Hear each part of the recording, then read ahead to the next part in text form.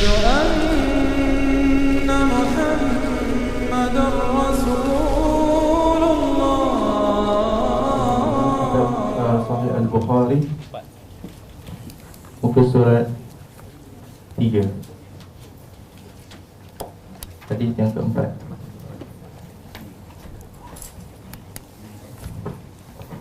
Bismillahirrahmanirrahim. Qala al-muallif Imam Bukhari rahimahullah, nafa'na bihi bi ulumihi bid darain amin Allahumma amin.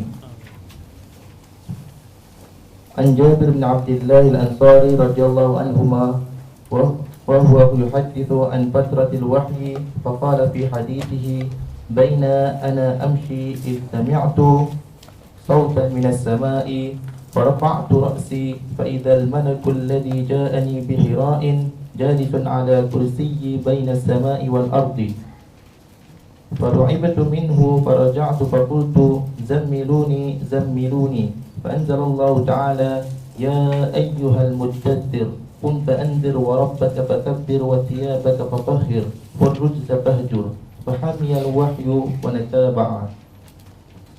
Maksudnya, diriwayatkan dari Jabir bin Abdullah al-Ansari radhiyallahu anhuma tentang masa terhentinya wahyu. Jabir mengungkapkan perkataan Nabi SAW, ketika aku sedang berjalan, tiba-tiba aku mendengar sebuah suara dari langit. Aku mendongakkan kepala dan kulihat malaikat yang sama yang pernah mendatangiku di Gua Hira, duduk di sebuah kursi di antara langit dan bumi. Aku merasa takut terhadapnya dan pulang ke rumah dan berkata, selimuti aku. Kemudian Allah Subhanahu wa taala menurunkan ayat-ayat suci Al-Quran berikut ini. Hai orang yang berselimut, bangunlah dan beri peringatan. Tuhanmu agungkanlah, sedangmu bersihkanlah, dan segala yang keji tinggalkanlah. Surah Al-Muddathir ayat 1 hingga 5. Setelah itu wahyu ilahi mulai diturunkan dengan kerapnya silih berganti. Bismillahirrahmanirrahim. Alhamdulillahirabbil alamin. Wassalatu wassalamu ala asyrafil mursalin sayyidina Muhammadin wa ala alihi wa sahbihi ajma'in. Amma ba'du, nawayna at-ta'alluma wa ta'lim wa tadhakkura wa tadhkir wa an-nafa' wal indifa' wal ifada wal istifada wal hatha ala tamassuki bi kitabillah wa sunnati nabiyhi wa dalalati ila al-khair wa ad-du'a ila al-huda ibtigha mardatillahi wa qurbihi wa thawabihi. Amin. Allahumma amin. Dia Syed Abdullah Al-Junaid ada di luar, ini tempat kosong. Habib Abdullah Al-Junaid. Habib Abdullah Al-Junaid ada depan kosong.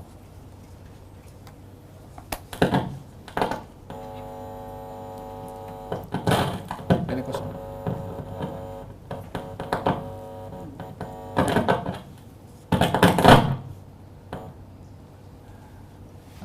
Hadis yang keempat dalam bab atau kitabul Bad'ul Wahyi bercerita yang masih menyentuh tentang wahyu. Hadis yang keempat diriwayatkan daripada Sayyidina Jabir bin Abdullah Al-Ansari. Al-Ansari nisbah kepada golongan Al-Ansar. Bila mana nisbah kepada golongan Ansar, maka ianya merujuk kepada dua kabilah yang besar yang hidup di Madinah, yaitu kabilah Aus dan juga kabilah Khazraj. Dua Aus dan Khazraj adalah adik-beradik berasal daripada negeri Yaman yang berhijrah dan bertapak di kota Madinah. Dikatakan bahwasanya sebab mereka berhijrah daripada Yaman pergi ke kota Madinah yang ketika itu masih bernamakan Yathrib, disebabkan oleh kerana mereka menyadari atau mengetahui akan berita kedatangan Nabi akhir zaman yang dijadikan tempat hijrahnya adalah kawasan yang dipenuhi dengan pokok korma. Madinah pada ketika itu memang dikenali dengan bandar atau kota yang dipenuhi dengan tanaman subur, pokok-pokok korma di negeri tersebut. Maka bertapaklah Aus dan Khazraj di tempat tersebut. Bertapanya Aus dan Khazraj di tempat Madinah, Yathrib ketika itu namanya, terlebih dahulu sudah berada di situ kaum Yahudi. Kaum Yahudi lebih terdahulu ada di kawasan tersebut. Dan kita tahu dalam sejarah, dalam sirah, ada 3 puak Yahudi utama yang berhampiran dengan kota Madinah, yaitu Yahudi Bani Qainuqa, Yahudi Bani Quraidah dan Yahudi Bani An-Nadhir. Ini 3 puak Yahudi yang perkampungannya sangat hampir dengan kota Madinah. Sebelah agak jauh sikit Yahudi Khaybar. Khaybar nama kepada seorang berbangsa Yahudi yang bertapak di satu tempat yang kawasannya sekarang daripada Madinah itu adalah ada satu perkampungan namanya Khaybar. Dan dinisbahkan kawasan itu kepada nama tersebut. Dikatakan dalam riwayat juga bahwasanya kawasan itu ada mengatakan Khaybar itu nama kepada seorang Yahudi, ada pula yang mengatakan Khaybar itu bukan kepada nama Yahudi. Dalam 2 riwayat sejarah menceritakan tentang Khaybar 2 nama, satu kepada Yahudi, satu bukan kepada nama Yahudi. Falhasil Al-Ansari nisbah kepada golongan Aus dan Khazraj yang berhijrah daripada Yaman ke kota Madinah dan bertapak di situ, yang pada akhirnya mereka digelari dengan gelaran Al-Ansar. Apakah itu Al-Ansar? Yakni penolong, pembantu. Disebabkan oleh kerana mereka yang menolong, yang membantu Rasulullah, yang mempelawa Rasulullah sallallahu alaihi wa ala alihi wasallam ketika dalam Bai'atul Aqabah, di mana baginda Rasulullah berkumpul dengan 6 orang pertama yang berbaiat kepada Rasulullah. Salah seorang daripada mereka adalah perawi hadis ini, iaitu Jabir bin Abdullah. Salah satu daripada 6 orang pertama yang menjadi perintis kepada hijrahnya Nabi Muhammad sallallahu alaihi wasallam ke kota Al-Madinah. Mereka berbaiat untuk menjaga, melindungi kepada Rasulullah, macam mana mereka menjaga dan melindungi kepada ahli keluarga mereka. Maka dengan janji mereka itu kepada baginda Rasulullah untuk melindungi kepada Rasulullah, maka mereka digelari dengan Al-Ansar. Ini nisbah yang baru kepada Aus dan Khazraj setelah dipersaudarakan oleh Nabi sallallahu alaihi wasallam, disambung balik silaturahim antara mereka, maka mereka bergelar dengan Al-Ansar. Al-Ansar mendapat kedudukan tersendiri di hati baginda Rasulullah sallallahu alaihi wasallam, mengingati akan jasa baik mereka dan khidmat mereka, ketulusan mereka kepada Nabi Muhammad sallallahu alaihi wasallam, sehingga baginda Rasulullah amat menyanjung tinggi golongan Al-Ansar bila mana mereka datang kepada baginda Rasulullah sallallahu alaihi wasallam, dan kerap kali baginda Rasulullah di dalam mengingatkan kepada para sahabat untuk berbuat ihsan kepada golongan Ansar. Saya wasiatkan kepada kamu tentang kaum Ansar, saya ingatkan kepada kamu tentang Ansar, saya amanahkan kepada kamu tentang Ansar. Yakni berkali-kali Nabi sallallahu alaihi wasallam memberitahukan kepada para sahabat, khususnya kepada kaum Muhajirin, untuk menjaga hak orang-orang Ansar yang begitu telus di dalam membela kepada Rasulullah sallallahu alaihi wasallam, sehingga dikatakan hubbul ansar minal iman wa bughdul ansar minan nifaq. Cinta kepada orang Ansar bahagian daripada iman, benci kepada orang Ansar bahagian daripada sifat orang munafik. Sehingga dahulu dapat dikenal pasti yang mana betul-betul beriman dan munafik diukur daripada kecintaannya kepada orang Ansar atau kebenciannya kepada orang-orang Al-Ansar. Golongan Ansar ini, baginda Rasulullah sallallahu alaihi wasallam pernah bersabda, laulal hijrah lakuntu rajulan minal ansar. Yani kalau bukan oleh kerana saya ini berhijrah, saya nak jadi orang Ansar juga. Kata baginda Rasulullah, walaupun kita tahu kemuliaan orang Ansar tidak menjadi mulia kecuali dengan Rasulullah sallallahu alaihi wasallam, akan tetapi nak tunjuk bagaimana kedudukan mereka orang Ansar untuk diberikan penghormatan, sehingga mengatakan kalau bukan karena aku orang berhijrah, aku nak jadi orang Ansar juga.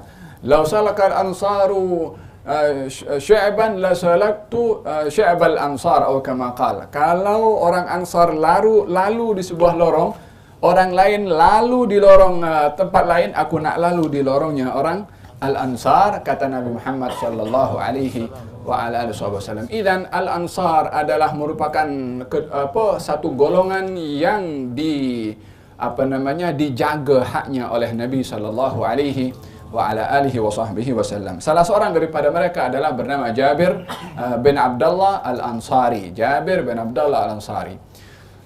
Sedikit ingin mengambil maklumat biografi tentang Jabir bin Abdullah untuk mengambil iktibar daripada apa yang berlaku kepada Jabir bin Abdullah dan menjadi pengajaran kepada kita, walaupun banyak perkara yang berlaku kepada beliau.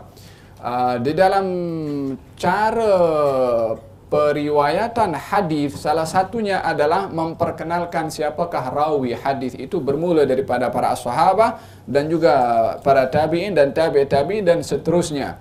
Tapi kalau kita nak bahaskan secara keseluruhan perawi hadis ini yang ada 4-5 rawi daripada Bukhari sampai kepada Jabir bin Abdullah, mungkin akan banyak mengambil masa berkenaan nak menceritakan setiap rawi, tapi kita lebih concern kepada biografi para sahabat oleh kerana mereka adalah orang yang paling rapat dengan Nabi Muhammad sallallahu alaihi wasallam. Jabir bin Abdullah bin Amr bin Haram. Jabir bin Abdullah bin Amr bin Haram, salah seorang daripada golongan Al-Ansar, anak sulung kepada ayahnya yang bernama Amr bin Haram, yang juga sahabat Nabi SAW. Bapa dan anak sahabat kepada Rasulullah sallallahu alaihi wa ala alihi wasallam. Hubungan antara anak sulung dengan ayahnya yang begitu begitu baik dan rapat sehingga ayahnya meletakkan amanah tanggungjawab ahli keluarganya kepada anak sulungnya, iaitu Jabir bin Abdullah, iaitu ketika dalam peperangan Uhud atau Badar dan Uhud. Jabir bin Abdullah dilarang oleh ayahnya untuk ikut berperang. Kata ayah mengatakan, aku nak pergi perang, kau jaga anak-anak. Kata ayahnya. Kata Jabir bin Abdullah mengatakan, ayah, aku yang masih muda, aku patutnya lebih terjun di medan peperangan. Ayah duduk di rumah karena sudah mulai lanjut usia. Walhasil antara anak dengan ayah bersaing untuk masuk dalam medan perang. Tak mungkin dua-dua pergi karena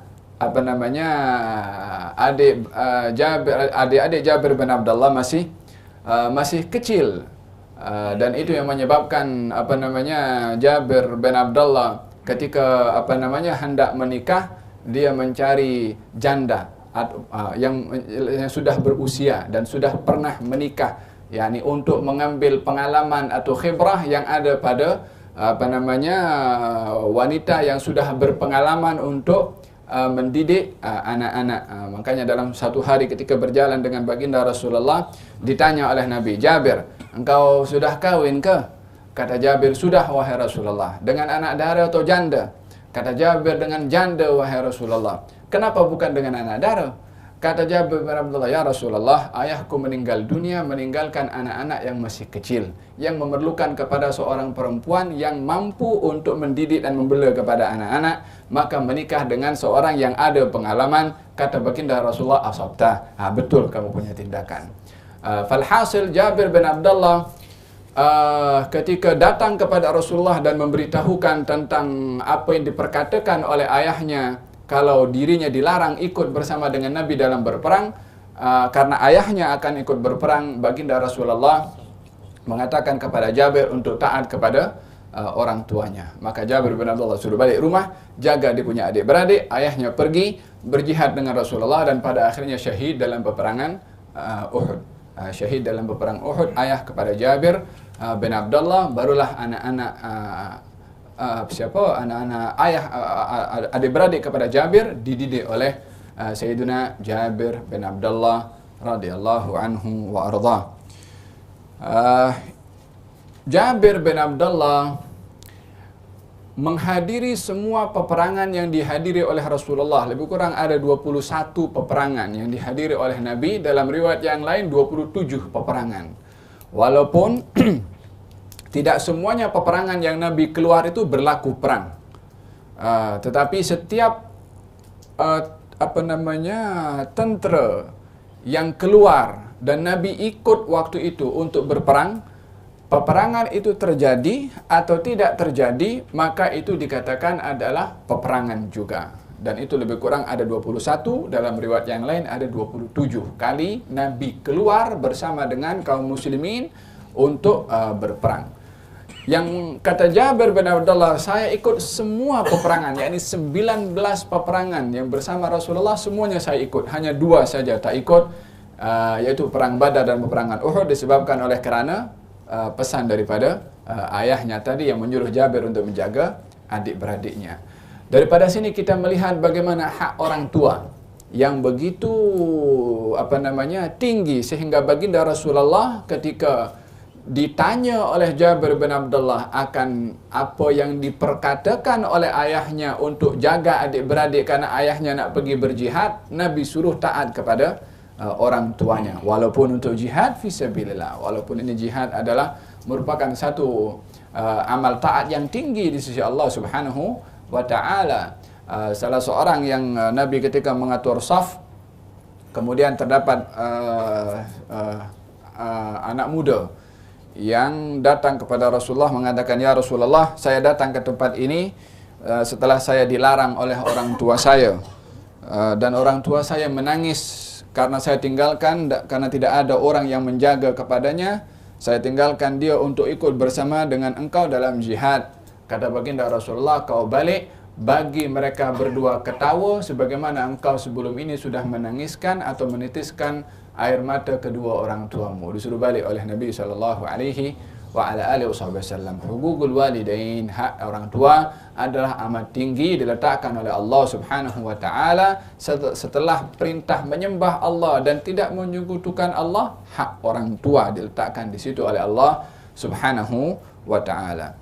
Dan Jabir bin Abdullah adalah orang yang dikenal amat taat dan patuh kepada orang tuanya, termasuk daripada orang pertama yang menjadi sebab datangnya Rasulullah SAW untuk berhijrah, termasuk 6 orang pertama yang berbaiat kepada Rasulullah pada Baiatul Aqabah yang pertama adalah Jabir bin Abdullah. Jasa Jabir bin Abdullah adalah kepada seluruh orang Ansar, adalah yang pertama menjadi sebab adalah 6 orang, salah satunya adalah Jabir bin Abdullah bin Amr bin Haram radhiyallahu anhu wa ardah. Jabir bin Abdullah seorang yang alim juga, mempunyai halaqah di Masjid Nabawi yang ramai para sahabat dan juga para tabi'in belajar kepada Jabir bin Abdullah, dan beliau adalah orang yang diberi oleh Allah panjang umur sehingga usianya lebih kurang sampai kepada 94 tahun meninggal dunia. Dan dikatakan sahabat terakhir yang meninggal di kota Madinah adalah Jabir bin Abdullah ibn Amr ibn Haram. Satu perkara yang pernah berlaku dalam kehidupan Jabir bin Abdullah dengan Nabi SAW, saya ingat kita pun pernah kerap mendengarkan tentang mukjizat makanan di rumah Jabir bin Abdullah yang makanan itu sedikit boleh menjadi banyak dalam peperangan Khandaq. Saya ingat kisah itu cukup masyhur di mana Jabir bin Abdullah yang melihat baginda Rasulullah kelaparan dan meletakkan batu di perutnya, lalu Jabir mengatakan minta izin untuk balik ke rumah kepada Rasulullah. Diizinkan oleh Nabi tanpa Nabi bertanya apa hajatnya, hanya diizinkan saja. Jabir bin Abdullah beritahu kepada istrinya, ada makanan ke? Aku nampak Rasulullah dalam keadaan lapar. Kata istrinya, ada sedikit makanan yang boleh cukup 3-4 orang. Kata Jabir bin Abdullah, kalau begitu aku akan bisikkan kepada Rasulullah untuk panggil 3-4 orang sahaja.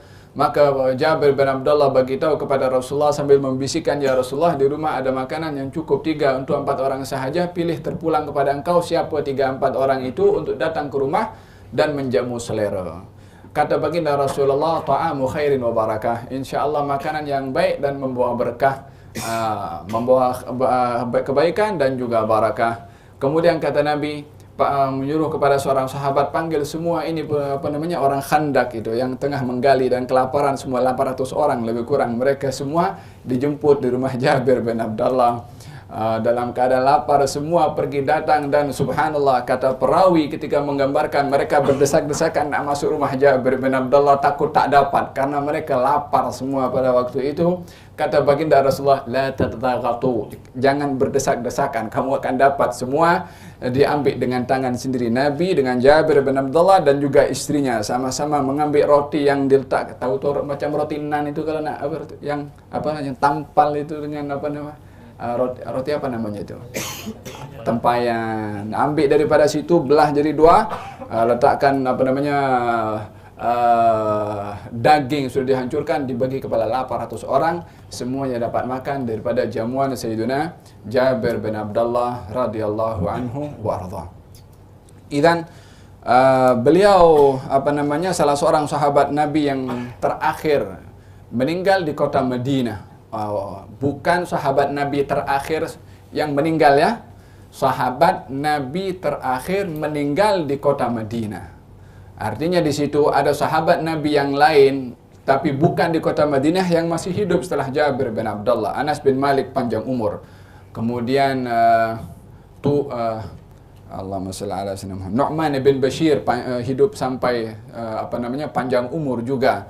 Dan ada beberapa sahabat Nabi SAW yang meninggal, dikatakan yang terakhir meninggal ada dunia adalah Nu'man bin Bashir, saya ingat saya. Tapi di kota Madinah yang terakhir adalah Sayyidina Jabir bin Abdullah radhiyallahu anhu arda. Katanya, wa huwa yuhaddithu an fatratil wahyi, dia menceritakan tentang fatratil wahyi. Fatratil wahyi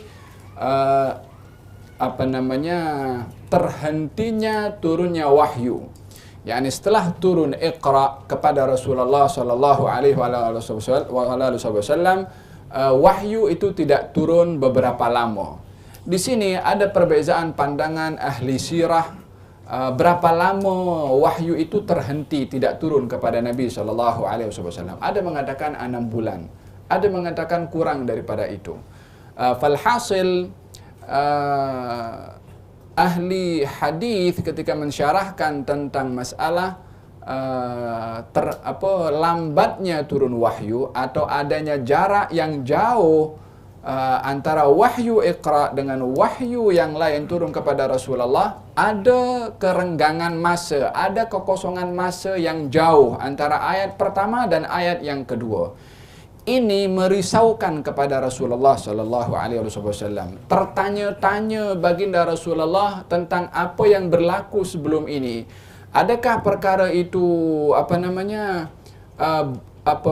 ada kesinambungannya, atau perkara itu sekali berlaku dan tidak tahu apa hala tuju daripada turunnya ayat yang pertama. Itu yang merisaukan Nabi sallallahu alaihi wasallam, sehingga beliau gelisah dalam masa kosongnya wahyu turun kepada Rasulullah. Jaraknya itu beliau amat gelisah pada waktu itu. Bila mana dikatakan 6 bulan, maka 6 bulan itulah wahyu itu tertunda atau ada jarak yang tidak turun wahyu kepada baginda Rasulullah. Kegelisahan Rasulullah sallallahu alaihi wasallam menyebabkan orang-orang yang ada di sekeliling Rasulullah yang melihat satu perkara keanehan kepada Rasulullah, duduk memaki, memperli kepada Rasulullah, Tuhanmu meninggalkan kamu, Tuhanmu tidak peduli kepada kamu, dan seterusnya. Walaupun pada akhirnya turun firman Allah untuk menjawab kepada mereka dalam surat Wadduha wal-laili idza saja ma wadda'aka rabbuka wa ma qala. Ma wadda'aka, Tuhanmu tidak pernah meninggalkan kamu, wa ma qala, dan sedikit pun tidak pernah melupakan kepada kamu. Yakni sebagai jawaban kepada orang-orang yang mentuhmah kalau Allah sudah meninggalkan Rasulullah, dijawab oleh Allah Subhanahu wa ta'ala. Jarak wahyu yang tidak turun kepada Rasulullah yang merisaukan kepada Rasulullah, barulah setelah itu kata Jabir bin Abdullah yang menceritakan daripada Rasulullah sallallahu alaihi wasallam, faqala fi hadithihi, maka dia berkata dalam hadisnya, yakni Nabi, baina ana amshi, ketika saya sedang berjalan, id sami'tu sautan fis sama', saya mendengarkan satu suara daripada langit, yakni nisbahnya daripada atas. Farafa'tu basari, maka saya angkat saya punya pandangan. Fa idzal malakul ladzi ja'ani bi Hira, maka saya melihat kepada malaikat yang saya melihatnya di gua Hira ketika membawa ayat yang pertama, Iqra, jalisun ala kursiyyin bainas sama'i wal ardi.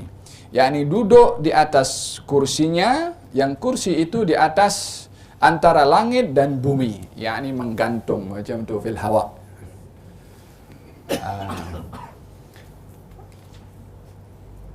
Baginda menggambarkan tentang keadaan Jibril yang menzahirkan kepada Rasulullah pada waktu itu.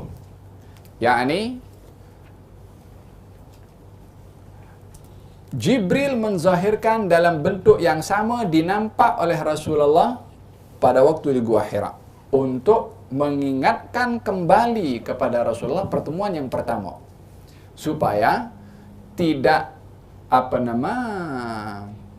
tidak disangka bentuk makhluk yang lain selain daripada yang pertama jumpa dengan Nabi ketika di Gua Hira. Yakni ketika Nabi nampak memori Nabi akan mengingati kepada perjumpaan pertama ketika berada di Gua Hira. Maknanya Nabi kenal kepada Jibril karena sudah pernah melihat sebelumnya ketika berada di Gua Hira.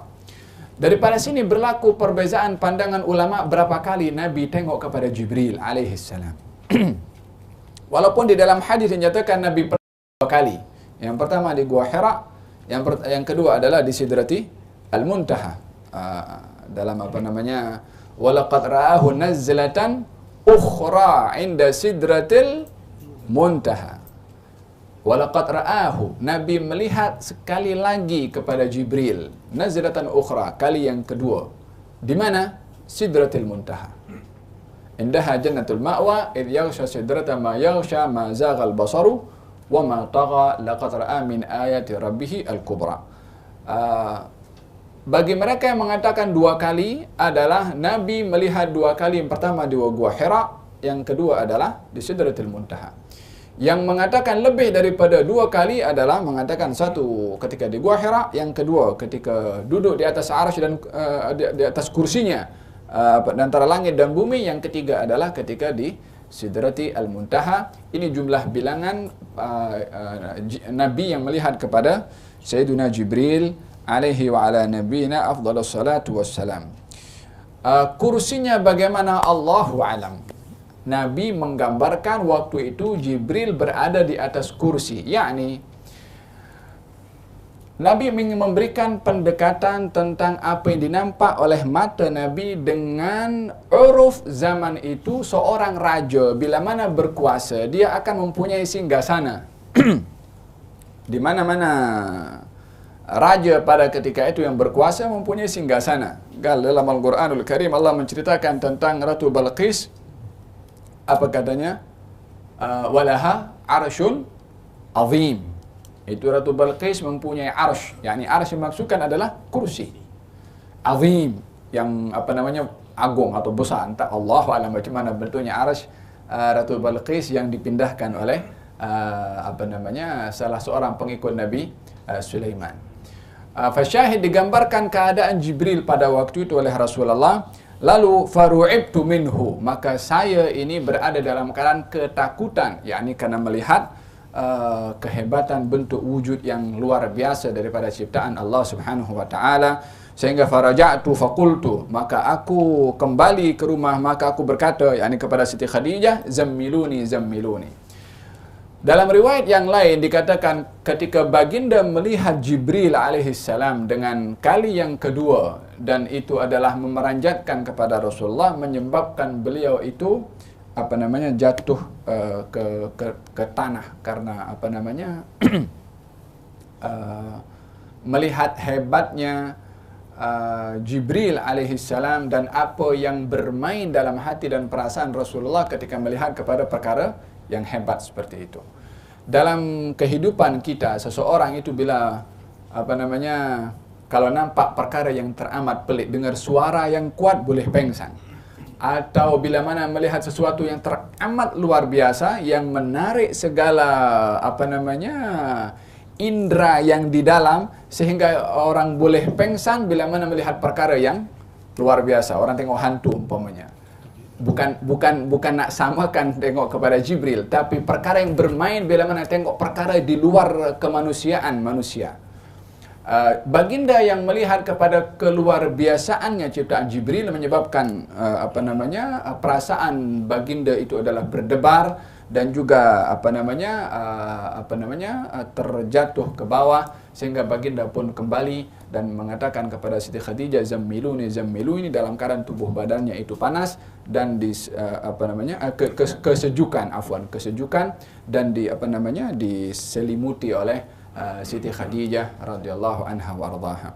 Dalam riwayat yang lain dikatakan kalau dituangkan air kepada tubuh badan Nabi Muhammad sallallahu alaihi wasallam, maka Imam Nawawi mengatakan kalau seseorang berada dalam keadaan demikian, yakni gemetar, menggigil karena sesuatu berlaku kepadanya, disuruh atau diminta untuk dituangkan air untuk menenangkan keadaan orang tersebut. Ketika berada dalam keadaan diselimuti oleh Siti Khadijah, maka turun firman Allah, ya ayyuhal muddaththir, wahai orang yang sedang berselimut. Muddaththir itu adalah kain atau ad-dithar. Dithar itu kain yang menutup badan. Al-muddaththir, orang yang memakai kain yang menutup badannya. Yang dimaksudkan di sini adalah baginda Rasulullah. Jadi al-muddaththir dari segi lafadznya adalah orang yang dililit dengan kain badannya, karena waktu itu Nabi adalah sedang ditutup badannya dengan kain.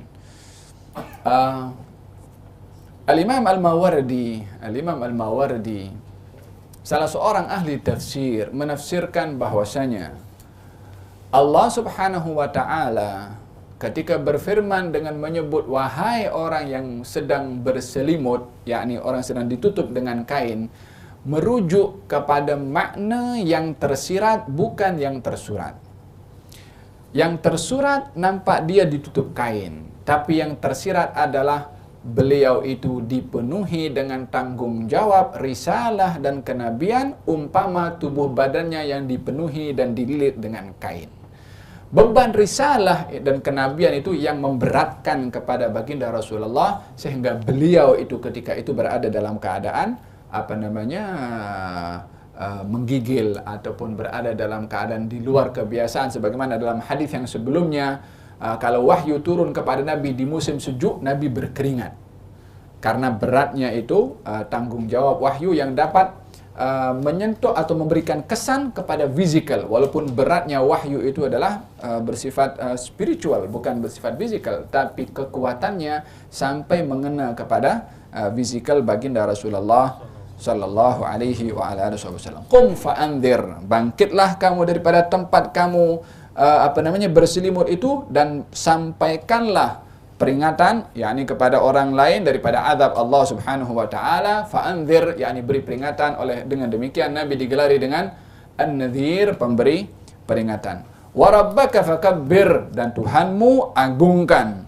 Wa thiyabaka fatahhir, dan bajumu sucikan, yakni pakaianmu disucikan. Pakaian dimaksudkan di sini adalah boleh diartikan adalah pakaian kain ini yang dipakai, tapi hakikatnya adalah hati dan jiwa sucikan daripada perkara-perkara yang dapat menodai dan mengotori hati. Apa saja? Dosa, syirik, dan perkara-perkara yang dibenci oleh Allah. Itu semua adalah noda-noda yang boleh menajiskan kepada hati dan jiwa kita, karena yang namanya dosa itu adalah noda hitam yang boleh menodai kepada hati dan jiwa seseorang. Dalam hadis Nabi SAW, seorang itu bila mana berbuat dosa, nukita fi qalbihi nuktatan sauda, akan diberikan titik noda satu hitam bila mana berbuat satu dosa. Kalau banyak dosa, hatta yaswaddal qalbu kullu, sehingga hatinya boleh menjadi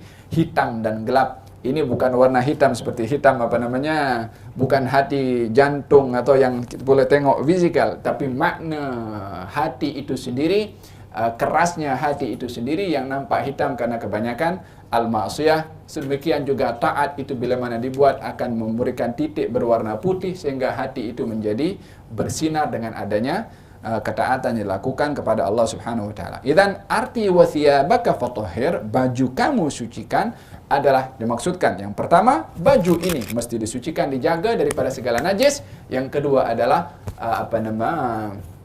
hati dan jiwa yang mesti dibersihkan daripada segala jenis maksiat kepada Allah Subhanahu wa taala. Di dalam Al-Qur'an Allah berfirman, wa tazawwadu fa inna khairaz zad wa libasut taqwa dzalika khair, dan pakaian takwa.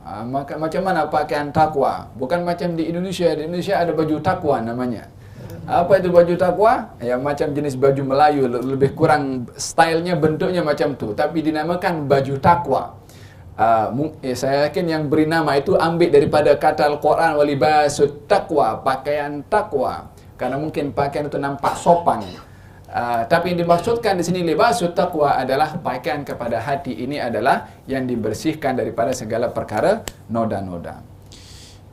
Warrujza fahjur, dan berhala-berhala tinggalkan, yakni tidak menyembah kepada berhala. Ini ayat yang kedua turun kepada Nabi Muhammad sallallahu alaihi wa ala alihi wasallam. Idzan kalau ditanya, apakah ayat pertama turun kepada Rasulullah? Iqra bismi rabbikal ladzi khalaq. Apakah ayat yang kedua turun kepada Rasulullah?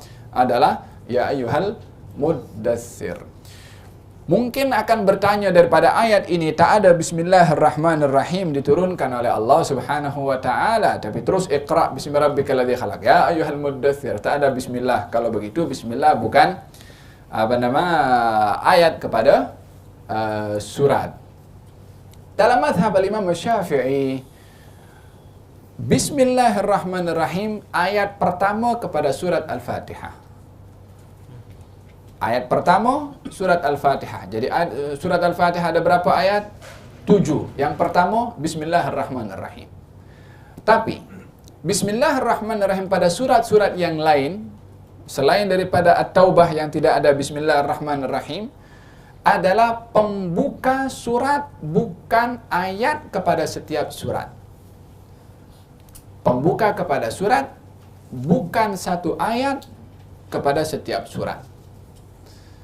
Ini pandangan yang kuat dalam mazhab Imam Syafi'i, sehingga tak sah kalau orang dalam salat tidak membaca bismillahirrahmanirrahim pada Al-Fatihah. Tapi dalam surat yang lain kalau tidak membaca bismillahirrahmanirrahim, maka tidak mengapa, disebabkan oleh kerana bismillah adalah pada surat-surat selain Al-Fatihah, bukan ayat yang pertama, akan tetapi pembuka kepada setiap surat. Dan kalau begitu macam mana nak menjawab sekarang kalau Al-Muddatsir dan juga Iqra tak ada bismillah? Naam, karena bismillahirrahmanirrahim pada dua ayat ini permulaan yang turunkan kepada Rasulullah adalah belum diturunkan, dan penyusunan ayat serta surat belum diatur ketika itu. Diatur bila? Setelah 10 tahun Nabi berada di kota Madinah, yang ada tadarus ketika itu dengan Jibril alaihissalam yang menyusun ayat dan demi surat mengikut mudarasah tadarusnya Jibril dengan Rasulullah sallallahu alaihi wa alihi wasallam. Fahamiya al-wahyu wa tataba'a, kemudian barulah setelah itu hamiyah, mulai hangat wahyu itu. Apa maknanya hangat? Maknanya berturun, wahyu itu turun kerap sudah. Tadi 6 bulan tak ada wahyu. Setelah turun ya ayyuhal muddatsir, baru kerap turun wahyu kepada Nabi sallallahu alaihi wasallam.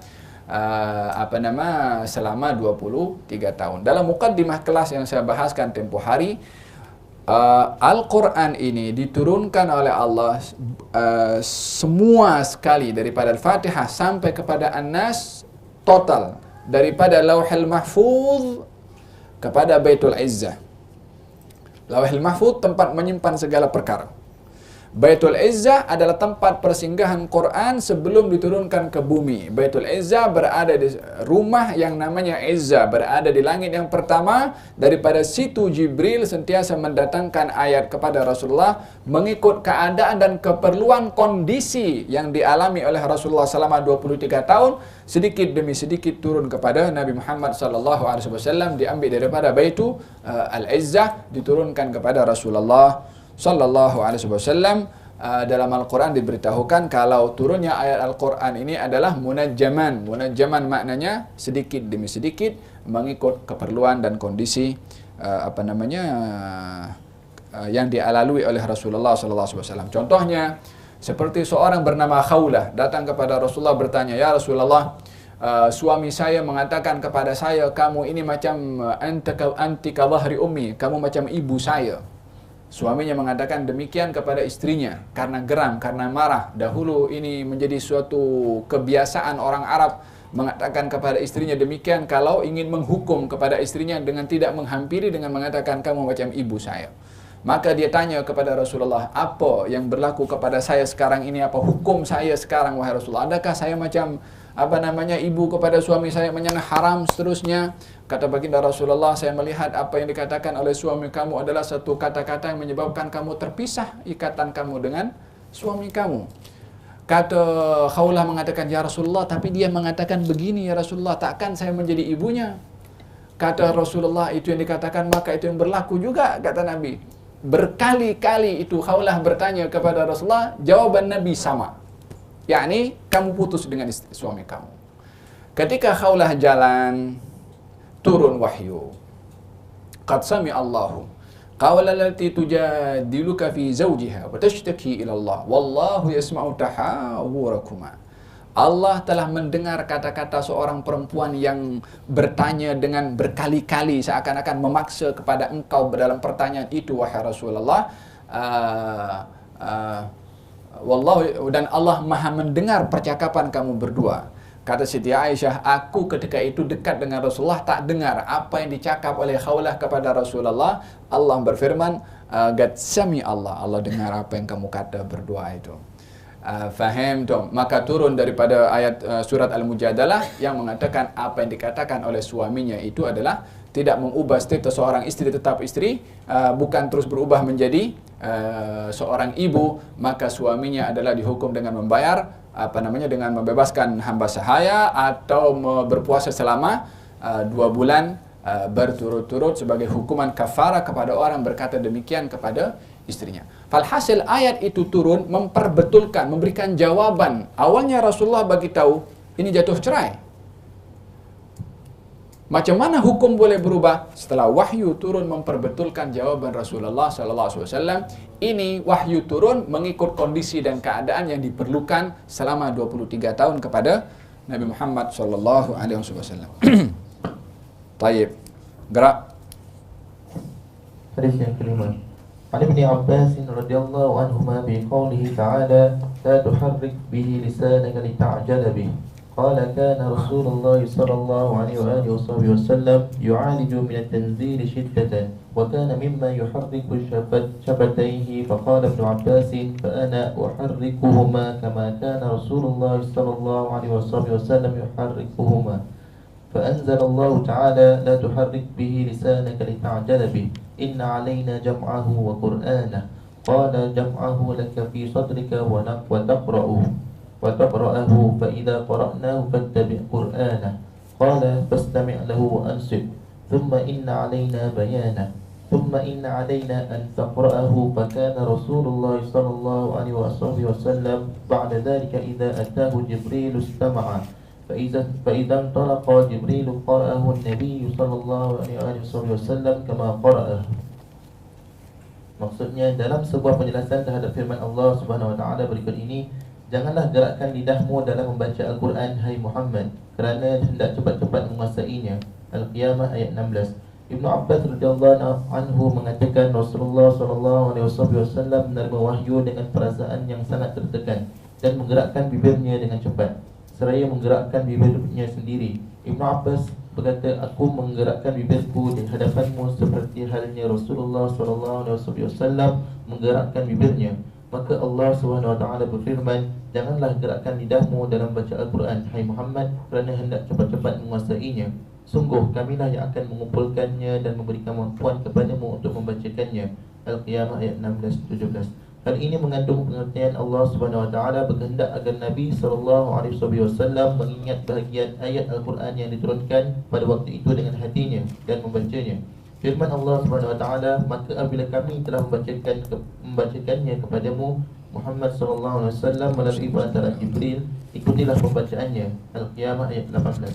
Artinya dengarlah dan diamlah, kemudian kamilah Allah yang akan menjelaskannya. Al-Qiyamah ayat 19. Yang berarti bahawa Allah SWT yang akan membacakannya.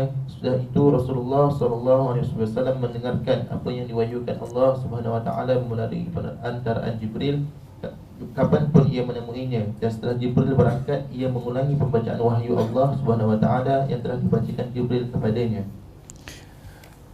Aywa, inna nahnu nazzalna dzikra wa inna lahu lahafizun. Kami Allah yang turunkan Al-Quran dan kami juga yang akan menjaganya, menjaga lafaznya, menjaga maknanya, menjaga segala yang tersimpan di dalam Al-Quran adalah sentiasa kekal seperti mana diturunkan oleh Allah kepada Nabi Muhammad sallallahu alaihi wa ala alihi wasallam. Kekhawatiran Rasulullah untuk hilangnya ayat atau wahyu yang diturunkan dengan Nabi berusaha nak mengikut macam kalau orang itu ingin menghafal apa yang dicakap oleh orang lain sementara dia tak boleh nak tulis, kalau kalau dia boleh tulis dia tulis, tapi kalau tak boleh macam mana dia akan mengulang apa yang dicakapkan itu oleh orang yang memberitahukan kepadanya. Demikian Rasulullah kerana khawatir apa yang diwahyukan oleh Allah melalui Jibril hilang, Nabi ikut membaca bersama dengan Jibril kerana kekhawatiran wahyu itu akan hilang, sementara wahyu itu adalah amanah daripada Allah Subhanahu wa taala untuk disampaikan. Maka kekhawatiran Rasulullah sallallahu alaihi wasallam akan hilangnya wahyu atau terlupakannya wahyu, kekhawatiran itu diberikan jaminan oleh Allah, jangan kamu merasa khawatir akan wahyu hilang karena kami yang turunkan, yaitu Allah Subhanahu wa taala akan jaga ini wahyu.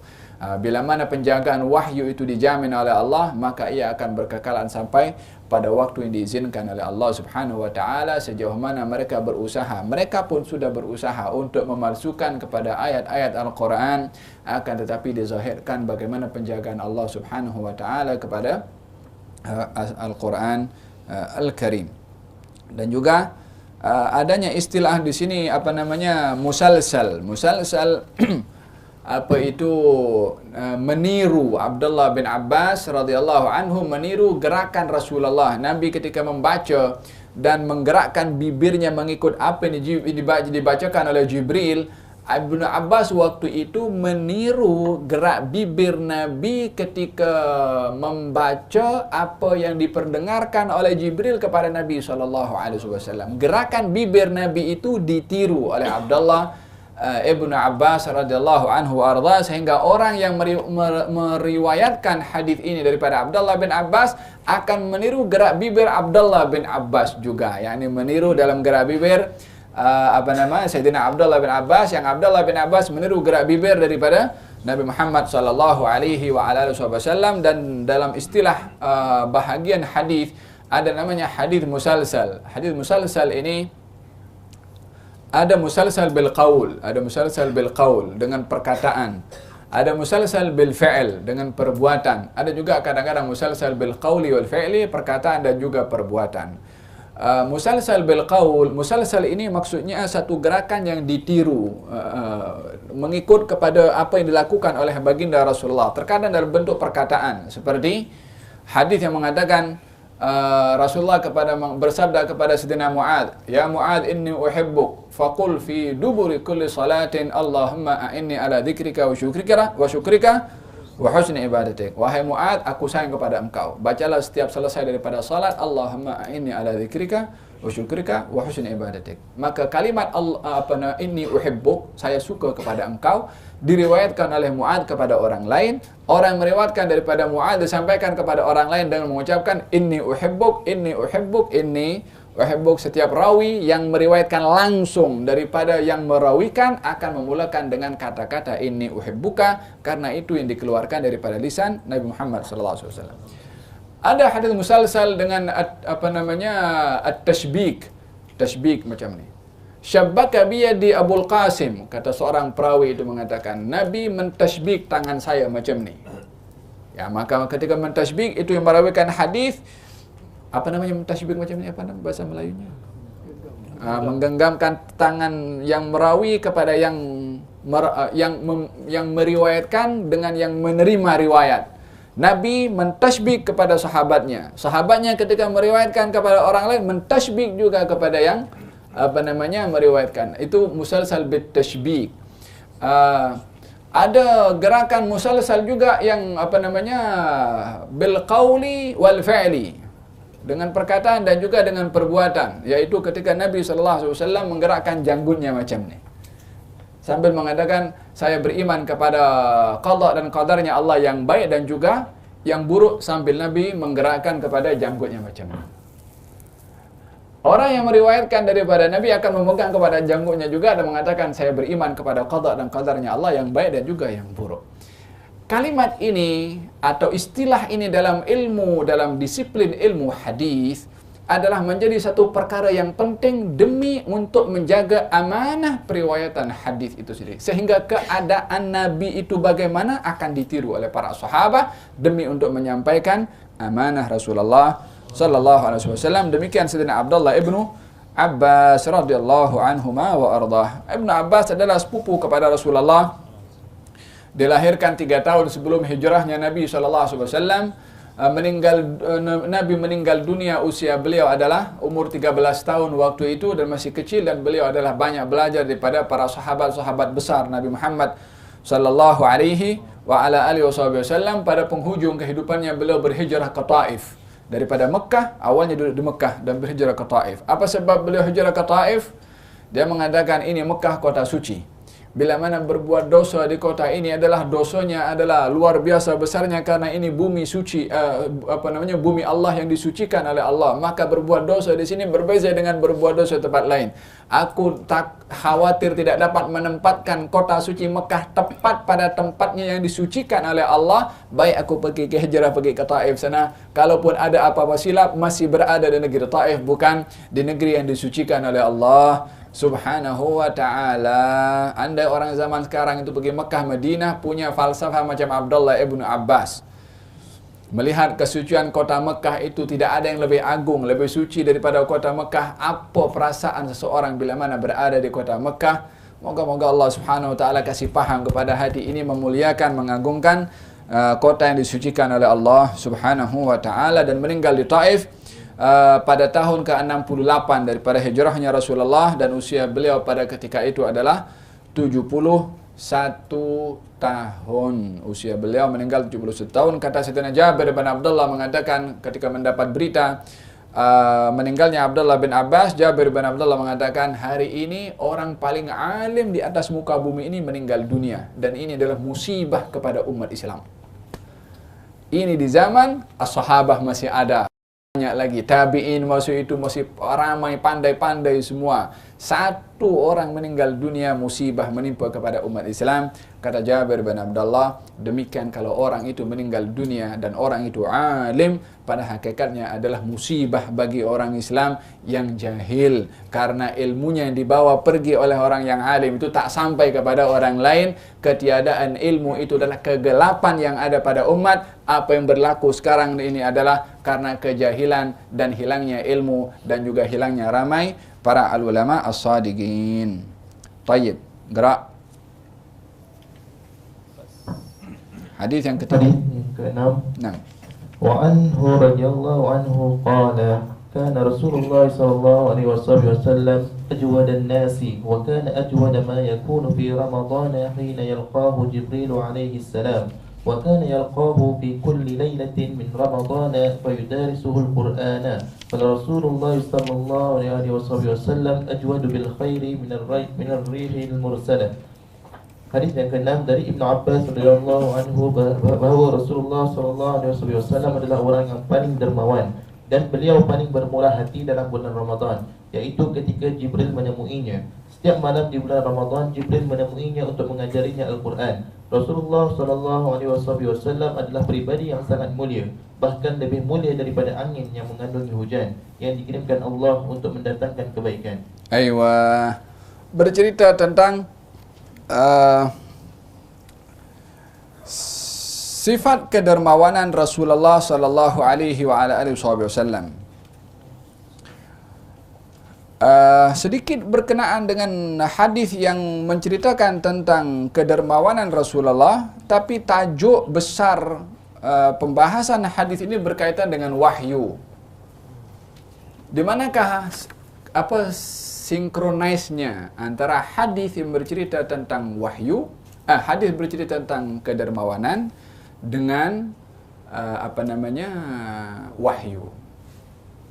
Kata Imam Ibnu Hajar mengatakan, dalam hadis ini diceritakan tentang sifat dermawannya Nabi itu disebabkan oleh kerana kerapnya Nabi bertadarus Quran, yang Quran itu wahyu dengan Jibril alaihissalam. Orang yang kerap bertadarus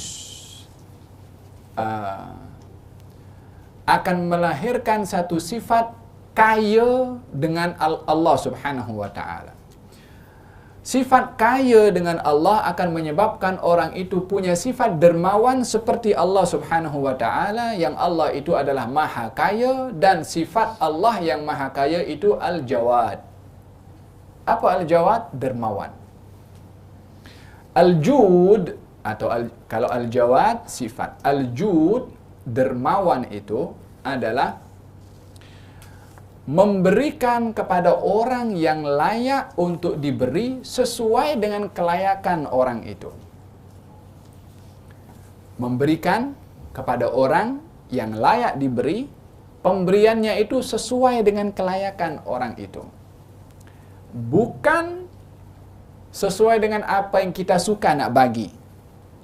Karena mungkin dan kebanyakan kalau kita nak beri kepada orang, tentunya pemberian kita itu adalah jauh lebih sedikit daripada apa yang diperlukan oleh orang tersebut. Yani orang datang kepada kita, saya perlu 100.000 ringgit. Berapa kita bagi kayaknya? 100.000 ringgit? Al-jud, orang yang memberi kepada orang yang diberi. Kalau orang itu gelarannya punya sifat al-jud, memberi kepada orang yang layak untuk diberi sesuai dengan keperluannya. Ini ada kepada Nabi Muhammad sallallahu alaihi wa ala alihi wasallam.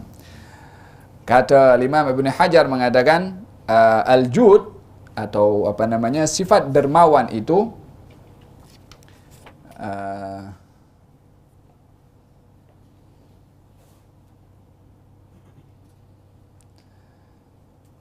mana tadi? I'ta'u ma yanbaghi, memberikan sesuai dengan keperluan orang yang memintanya, sesuai dengan permintaannya. I'ta' ma yanbaghi, memberi kepada orang yang layak untuk diberi sesuai dengan permintaannya. Itu adalah al-jud. Dalam hadis Nabi SAW, innallaha jawadun yuhibbul jud. Allah itu sifatnya pemurah dan suka kepada orang yang punya sifat pemurah. Innallaha jawad. Allah itu punya sifat pemurah. Suka kepada orang yang punya sifat pemurah. Di dalam riwayat dinyatakan bahwasanya di akhirat nanti ada seseorang yang dibawa oleh malaikat azab untuk dicampakkan ke dalam neraka. Disebabkan oleh kerana tidak mempunyai amal kebaikan sepanjang hidupnya, kecuali punya satu amal kebaikan saja yang dia buat. Selebihnya perbuatan maksiat kepada Allah Subhanahu wa taala, maka dibawa oleh malaikat untuk dicampakkan ke dalam neraka. Berselisih dengan satu orang yang berada dalam satu keadaan timbangannya itu kalau lebih berat yang amal baik, maka boleh diberikan amal buruknya itu dimaafkan oleh Allah Subhanahu wa taala. Tapi waktu itu adalah sama. Dia hanya perlu satu saja amal kebaikan untuk memberatkan timbangan amal baiknya. Maka dia berteriak, siapa yang boleh bersedekah kepada aku amal kebaikan? Maka tak seorang pun yang siapa yang nak bagi amal baik waktu itu. Semua pada perlu amal kebaikan. Sehingga kata orang ini yang dia nak dibawa pergi ke neraka karena amal buruknya banyak kecuali satu sahaja. Dia kata, ini satu kebaikan kalau aku bagi kepada dia, kalau aku tak bagi, aku tetap masuk neraka. Kalau aku bagi, kurang-kurang seorang selamatlah kalau aku tak bagi dua-dua masuk neraka. Kalau aku bagi satu masuk neraka, satu boleh selamat. Tak apa, aku bagi saja aku punya supaya satu masuk ke dalam syurga. Gal disuruh kepada malaikat, hai, kamu nak tunjuk sikap dermawan kepada yang maha dermawan kah? Gal dua-dua kasih masuk syurga, kata Allah Subhanahu wa ta'ala. Karena nak tunjuk dermawan, nak mencabar kepada yang maha dermawan Subhanahu wa ta'ala. Kita bila mana ingin memberi kepada orang lain, maka pemberian kita itu akan dibalas oleh yang maha dermawan. Jangan tengok berapa yang kita bagi, tapi tengok apa yang kita dapat. Baru kita akan nampak kecil apa yang kita bagi kepada orang lain. Wa hakadha Rasulullah sallallahu alaihi wasallam mempunyai sifat dermawan, yakni ajwadan nas, yakni mempunyai sifat dermawan. Dalam hadis dinyatakan tidak ada orang datang kepada Rasulullah meminta satu pemberian, Nabi kata tidak. Tak pernah. Yakni tak pernah ada orang hampa datang kepada Nabi sallallahu alaihi wasallam. Walaupun yang dibagi mengikut kepada kemampuan baginda Rasulullah SAW. Katanya, ana ajwadu waladi Adam. Saya, kata Nabi, orang yang paling dermawan daripada seluruh anak-anak Adam. Wa ajwaduhum ba'di, orang yang paling dermawan setelah aku, yani setelah Nabi beritahu aku orang paling dermawan. Yang paling dermawan setelah aku nanti, siapa? Rajulun. Seorang alima ilman, yang dia mengetahui satu ilmu. Fanasyarahu, dia sebarkan ilmunya kepada orang lain. Warajulun jada binafsihi fi sabilillah, dan orang yang dia mengorbankan jiwanya di jalan Allah Subhanahu wa ta'ala. Orang yang paling dermawan setelah Rasulullah, orang yang menyebarkan ilmu yang dia telah belajar. Nabi tidak bagi tahu menyebarkan ilmu, dia belajar ilmu dan menyebarkan ilmu. Karena ilmu tidak boleh didapat kecuali dengan belajar. Perumpamaan sifat dermawannya Nabi, kata Abdullah bin Abbas radhiyallahu anhuma, umpama angin yang berhembus. Angin itu kalau berhembus, satu angin tak pernah tak ada, sentiasa ada, walaupun angin sederhana lah, bukan angin ribut, angin yang spoi-spoi. Itu sentiasa ada angin. Sifat dermawannya Rasulullah sentiasa ada bila-bila masa. Tetapi bila mana berada di bulan Ramadan, lebih lagi daripada sebelum di luar bulan Ramadan.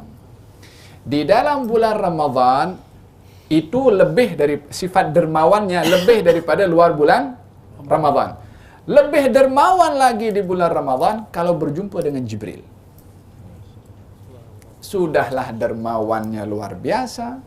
Di bulan Ramadan lagi dermawan lagi di bulan Ramadan kalau bertadarus dengan Jibril. Didatang oleh Jibril, bermudarasah dengan Jibril, akan lebih lagi menunjukkan sifat pemurahnya. Demikian keadaan Rasulullah dengan sifat kedermawanannya, umpama angin sentiasa ada. Bila-bila masa, hanya saja di masa-masa tertentu lebih menunjukkan sifat dermawannya. Kenapa di bulan Ramadan lebih dermawan daripada bulan-bulan sebelumnya? Nak mencontoh Allah Subhanahu wa ta'ala yang menzahirkan ganjaran yang besar diberikan oleh Allah di bulan Ramadan lebih daripada bulan sebelum, bulan-bulan selain Ramadan. Nabi pun di bulan Ramadan tunjuk sifat dermawan seperti Allah tunjuk sifat dermawan dalam ganjaran pemberiannya kepada hamba-hambanya di bulan Ramadan. Nabi pun meniru kepada Allah Subhanahu wa ta'ala. Takhallagu bi akhlaqillah, tirulah akhlak Allah Subhanahu wa ta'ala. Tak ada sebaik-baik akhlak yang lebih baik daripada akhlaknya Allah Subhanahu wa ta'ala. yakni meniru akhlak sifat-sifat baik pada Allah Subhanahu wa ta'ala. Demikian juga sifat Rasulullah sallallahu alaihi wasallam. Al-Imam An-Nawawi mengomentari beberapa perkara tentang hadis tersebut. Yang pertama adalah galakan untuk seseorang mempunyai sifat dermawan. As-sakhiyu garibun minallah, garibun minal jannah, ba'idun minan nar. Orang dermawan itu dekat dengan Allah, dekat dengan syurga, jauh daripada neraka. Al-bakhil garibun minan nar, ba'idun minallah, ba'idun minal jannah. Orang yang kedekut itu adalah dekat dengan neraka, jauh daripada Allah, jauh daripada syurga, kata Nabi SAW. Di antara perkara yang Nabi berlindung kepada Allah daripada sifat kedekut. Allahumma inni a'udzubika minal hammi wal hazan wa a'udzubika minal ajzi wal kasal wa a'udzubika minal jubni wal bukhul. Cukup Nabi berlindung kepada Allah daripada sifat bakhil karena buruknya itu sifat. Faham dong? Mudah-mudahan Allah bersihkan kita daripada sifat bakhil insyaallah. Taib. Hada yang pertama. Yang kedua adalah kata Imam An-Nawawi, hendaklah seseorang itu mencari musim-musim tertentu untuk mengambil peluang musim baik untuk beramal baik yang lebih. Seperti mana sifat pemurah itu baik, Nabi di bulan Ramadan lagi pemurah. Sebab apa? Sebab musim itu musim baik. Musim Allah zahirkan sifat pemberiannya yang besar kepada hamba-hamba yang beriman. Demikian seseorang mengambil peluang di bulan-bulan yang baik, musim-musim yang baik untuk memperbanyak amal kebaikan. Yang ketiga adalah menambahkan atau menunjukkan sifat pemurah ketika berjumpa dengan orang baik. Menunjukkan sifat pemurah ketika berjumpa dengan orang baik. Di mana Imam Nawawi mengatakan demikian. Ini kata-kata Imam Nawawi. Tadi saya katakan Nabi pemurah di sepanjang hidupnya. Lebih pemurah bila mana di bulan Ramadan. Lagi pemurah di bulan Ramadan kalau berjumpa dengan Jibril. Perjumpaannya dengan Jibril menjadi sebab semakin pemurahnya Nabi. Jibril malaikat yang baik, maka perjumpaan dengan orang yang baik itu adalah juga digalakkan untuk menzahirkan sifat pemurahnya, supaya mengambil keberkatan daripada perjumpaan dengan orang yang baik itu dengan sifat pemurah. Yang keempat adalah istihbab ziaratus sulaha. Digalakkan, dianjurkan untuk menziarahi orang-orang yang baik. Jibril ziarah kepada Rasulullah. Subhanallah, Jibril datang ziarah kepada Rasulullah. Orang sekarang pergi ke Madinah, duk bincang, pergi ke haji, duk bincang. Ziarah Nabi bagian daripada haji atau bukan? Rukun haji atau bukan? Allah, ini saya ingat daripada sekarang abad keberapa? Abad ke-15 Hijriah. Daripada lahirnya Islam sampai abad yang ke-13 lah mungkin lah. Sebab 13. Tak ada orang berbincang ziarah kepada Nabi rukun haji atau bukan. Hanya abad sekarang saja bercakap. Ini sudah 15 masuk abad ke-15. 14 abad tak ada orang bincang tentang ziarah kepada Nabi rukun haji atau bukan.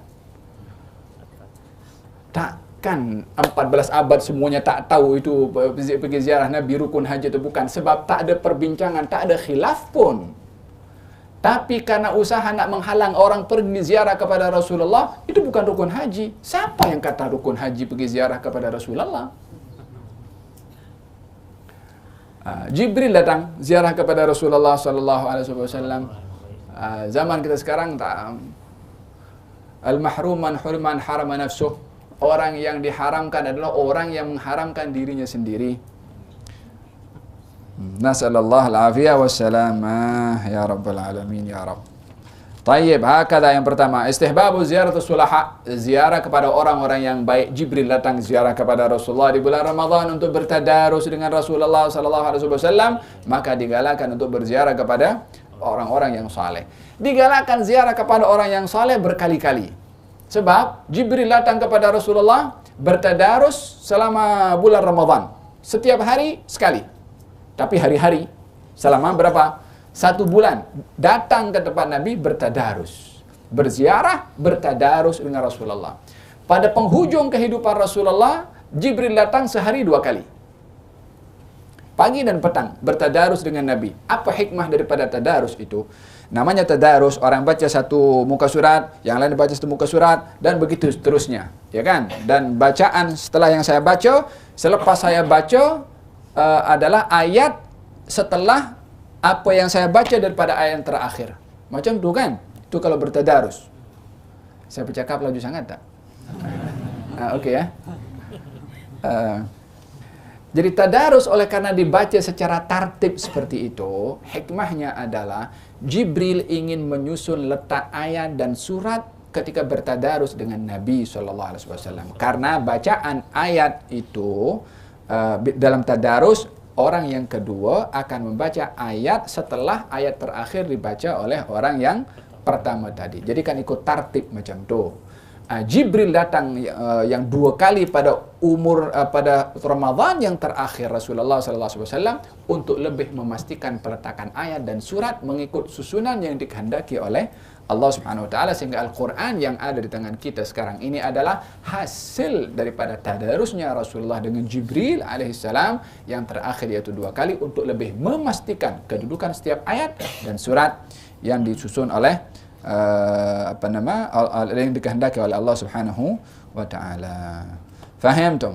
Ini beberapa perkara yang disebutkan oleh Sayyiduna Al-Imam An-Nawawi, dan yang berikutnya adalah digalakkan untuk memperbanyak baca Al-Quran di bulan Ramadan lebih daripada amalan-amalan zikir yang lain, oleh kerana bulan Ramadan adalah bulan turunnya Al-Quran, dan itu adalah amalan yang paling baik daripada bacaan yang patut dibaca oleh orang-orang yang beriman.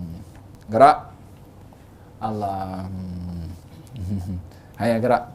Ini sudah tinggal satu bab terakhir saja, bab berkenaan dengan Al-Wahyu. Hadisnya panjang ini. Tak apa, gerak. Kita nak khatamkan satu bab terakhir kan. Hadis ke-7. Naam. Wa anhu radhiyallahu anhu anna Aba Sufyan bin Harb akhbarahu anna Hiraqla arsala ilayhi fi rabbin min Quraisy kanu tujjaran bil-Syami fil muddati allati kana Rasulullah sallallahu alaihi wasallam madda fiha Aba Sufyan wa kuffar Quraisy فأتاه وهم بإيلتياء فدعاهم وحوله عظماء الروم ثم دعاهم فدعا بالترجمان فقال أيكم أقرب نسبا بهذا الرجل الذي يزعم أنه نبي فقال أبو سفيان فقلت أنا أقربهم فقال أدنوه مني وقربوا أصحابه فجعلوهم عند الزهر ثم قال للترجمان قل لهم إني سائل هذا عن هذا الرجل فإن كذبني فكذبوه فوالله لولا الحياء من أن يأثروا علي كذبا لكذبت عنه ثم كان أول ما سألني عنه أن أقال كيف نسبه فيكم قلت هو فينا ذو نسب قال فهل قال هذا القول منكم أحد قط قبله قلت لا قال فهل كان من آبائه من ملك قلت لا قال فأشراف الناس اتبعوه أم ضعفاؤهم فقلت ضعفاؤهم قال أيزيدون أم ينقصون قلت بل يزيدون قال فهل يرتد أحد منهم سخطة لدينه بعد أن يدخل فيه قلت لا قال فهل تتهمونه بالكذب قبل أن يقول ما قال قلت لا قال فهل يغدر قلت لا ونحن منه في مدة لا ندري ما هو فاعل فيها قال ولم يمكنني كلمة أدخل فيها شيئا غير هذه الكلمة قال فهل قاتلتموه قلت نعم قال فكيف كان قتالكم إياه قلت الحرب بيننا وبينه سجال ينال منا وننال منه قال فماذا يأمركم قلت يقول اعبدوا الله وحده ولا تشركوا به شيئا وأتركوا ما كان يعبد آباؤكم ويأمرنا بالصلاة والصدق والعفاف والصلة فقال للترجمان قل له إني سألتك عن نسبه فذكرت أنه فيكم ذو نسب وكذلك الرسل تبعث في نسب قومها وسألتك هل قال أحد منكم هذا القول قبله فذكرت أن لا فقلت لو كان أحد قال هذا القول قبله لقلت رجل يتأسى بقول قيل قبله وسألتك هل كان من آبائه من ملك فذكرت أن لا قلت لو كان من آبائه من ملك قلت رجل يطلب ملك أبيه وسألتك هل كنتم تتهمونه بالكذب قبل أن يقول ما قال فذكرت أن لا فقد أعرف أنه لم يكن ليذر الكذب على الناس ويكذب على الله وسألتك أشراف الناس اتبعوه أم ضعفاؤهم فذكرت أن ضعفاءهم اتبعوه وهم فتبعوا الرسل وسألتك أيزيدون أم ينقصون فذكرت أنهم يزيدون وكذلك أمر الإيمان حتى يتم وسألتك أن يرتد أحد سخطة لدينه بعد أن يدخل فيه فذكرت أن لا وكذلك الإيمان حين تخالط بشاشته القلوب وسألتك هل يغدر فذكرت أن لا وكذلك الرسل لا تغدر وسألتك بما يأمركم فذكرت أنه يأمركم أن تعبدوا الله وحده ولا تشركوا به شيئا وينهاكم عن عبادة الأوثان ويأمركم بالصلاة والصدق والعفاف فإن كان ما تقول حقا فسيملك موضع قدمي هاتين وقد كنت أعلم أنه خارج لم أكن أظن أنه منكم فلو أعلم أني أخلص إليه لتجشمت لقاءه ولو كنت عنده لغسلت عن قدمه ثم دعا بكتاب رسول الله صلى الله عليه وآله وصحبه وسلم الذي بعث به دحية إلى عظيم بصرى فدفعه إلى هرقل فقرأه فإذا فيه بسم الله الرحمن الرحيم من محمد عبد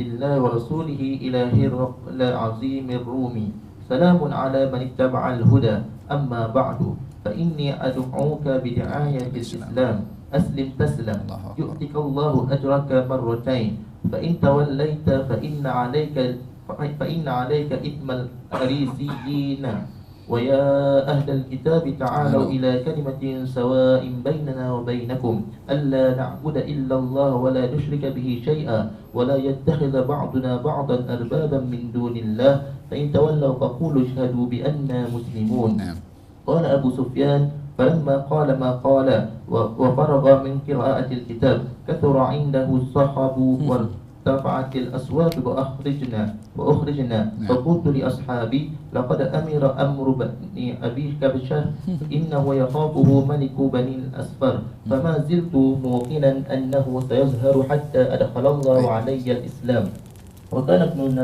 وكان ابن الناظور صاحب إيلياء وهرقل أسقف على نصارى نصارى الشام أسقف على نصارى الشام يحدث أن هرقل حين قدم إيلياء أصبح خبيث النفس فقال له بعض بطارقته قد استنكرنا هيئتك قال ابن الناطور وكان هرقل حزاء ينظر في النجوم فقال لهم حين سألوه إني رأيت الليلة حين نظرت في النجوم أن ملك الختان قد ظهر فمن يختتن من هذه الأمة قالوا ليس يختتن إلا اليهود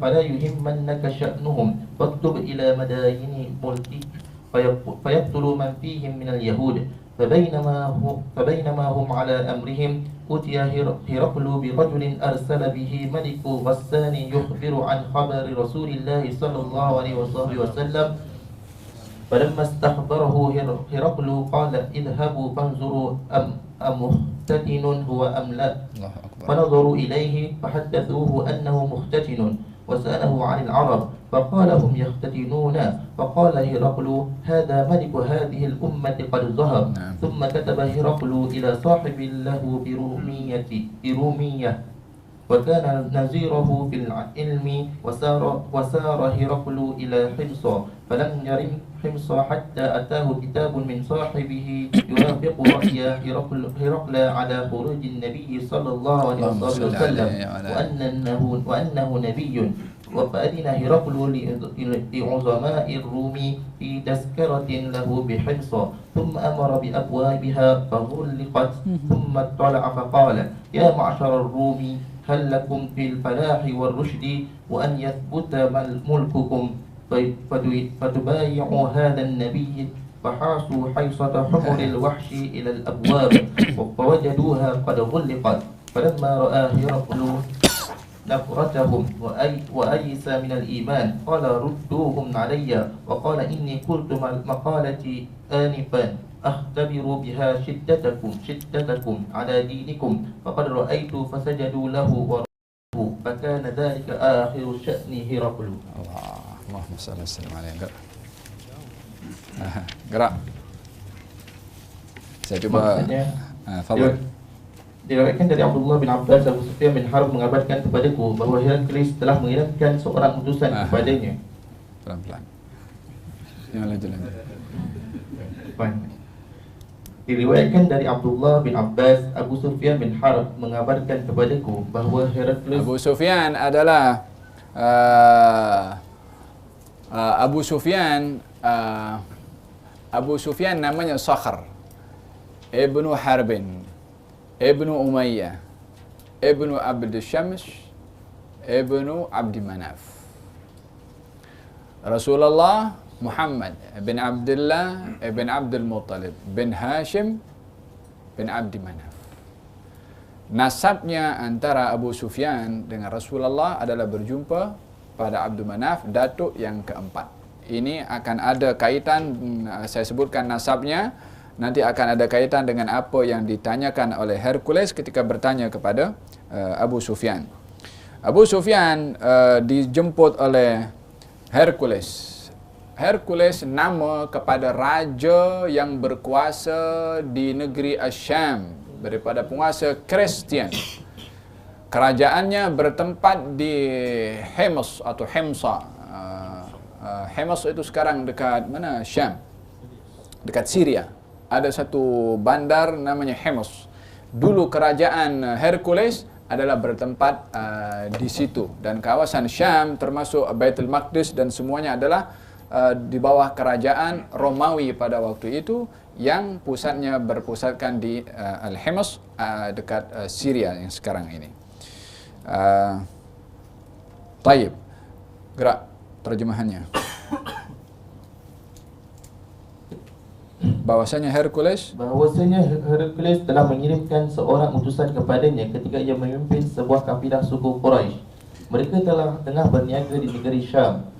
Tak selalunya Hercules menjemput peniaga daripada Arab untuk datang ke istananya, tapi kali itu dia jemput, dia hantar salah satu anak buahnya menjemput peniaga-peniaga daripada Arab untuk datang ke istana untuk berjumpa dengan Hercules. Dan kita tahu orang-orang atau peniaga businessman Arab pada waktu itu tempat perniagaannya adalah salah satunya adalah negeri Asyam, mengikut kepada musim panas atau musim sejuk. Li'ila fi Quraisyin ila fihim rihlatash shita'i wasaif.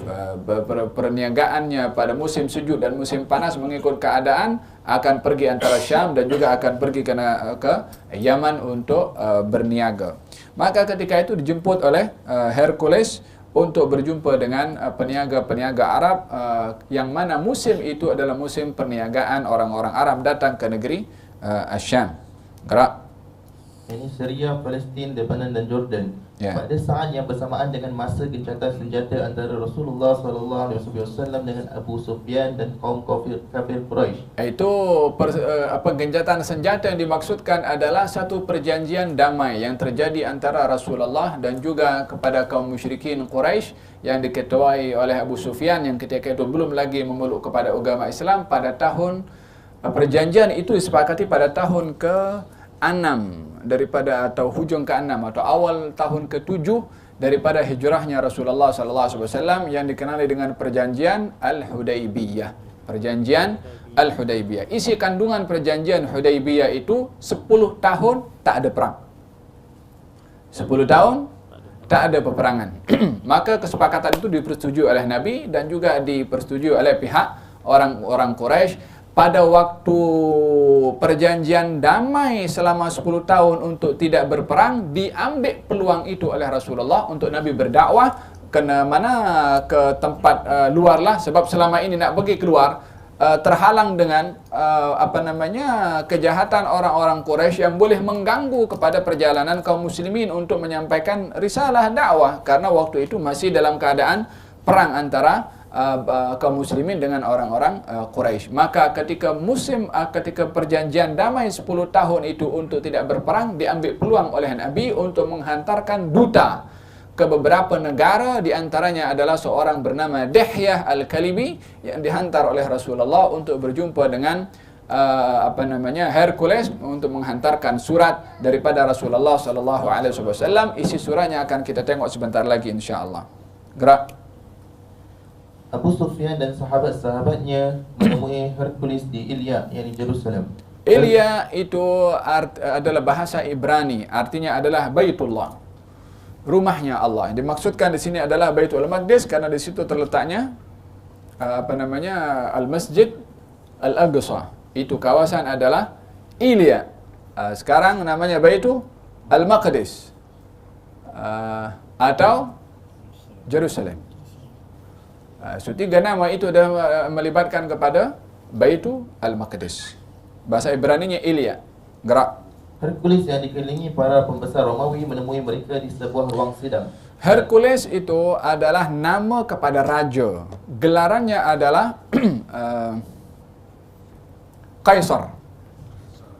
Seperti mana gelaran kepada raja Persia nama adalah Kisra. Gelaran kepada raja Mesir Firaun. Gelaran kepada penguasa Najasyi, penguasa Habasyah An-Najasyi. Walaupun namanya adalah lain-lain, tapi gelarannya itu adalah Kisra, raja Persia, Kaisar, raja Romawi, Firaun, raja kepada Mesir. Gerak. Melalui seorang penerjemah, Hercules bertanya kepada mereka, siapa di antara kalian yang paling dekat hubungan kekeluargaannya dengan orang yang menyebut dirinya seorang Nabi?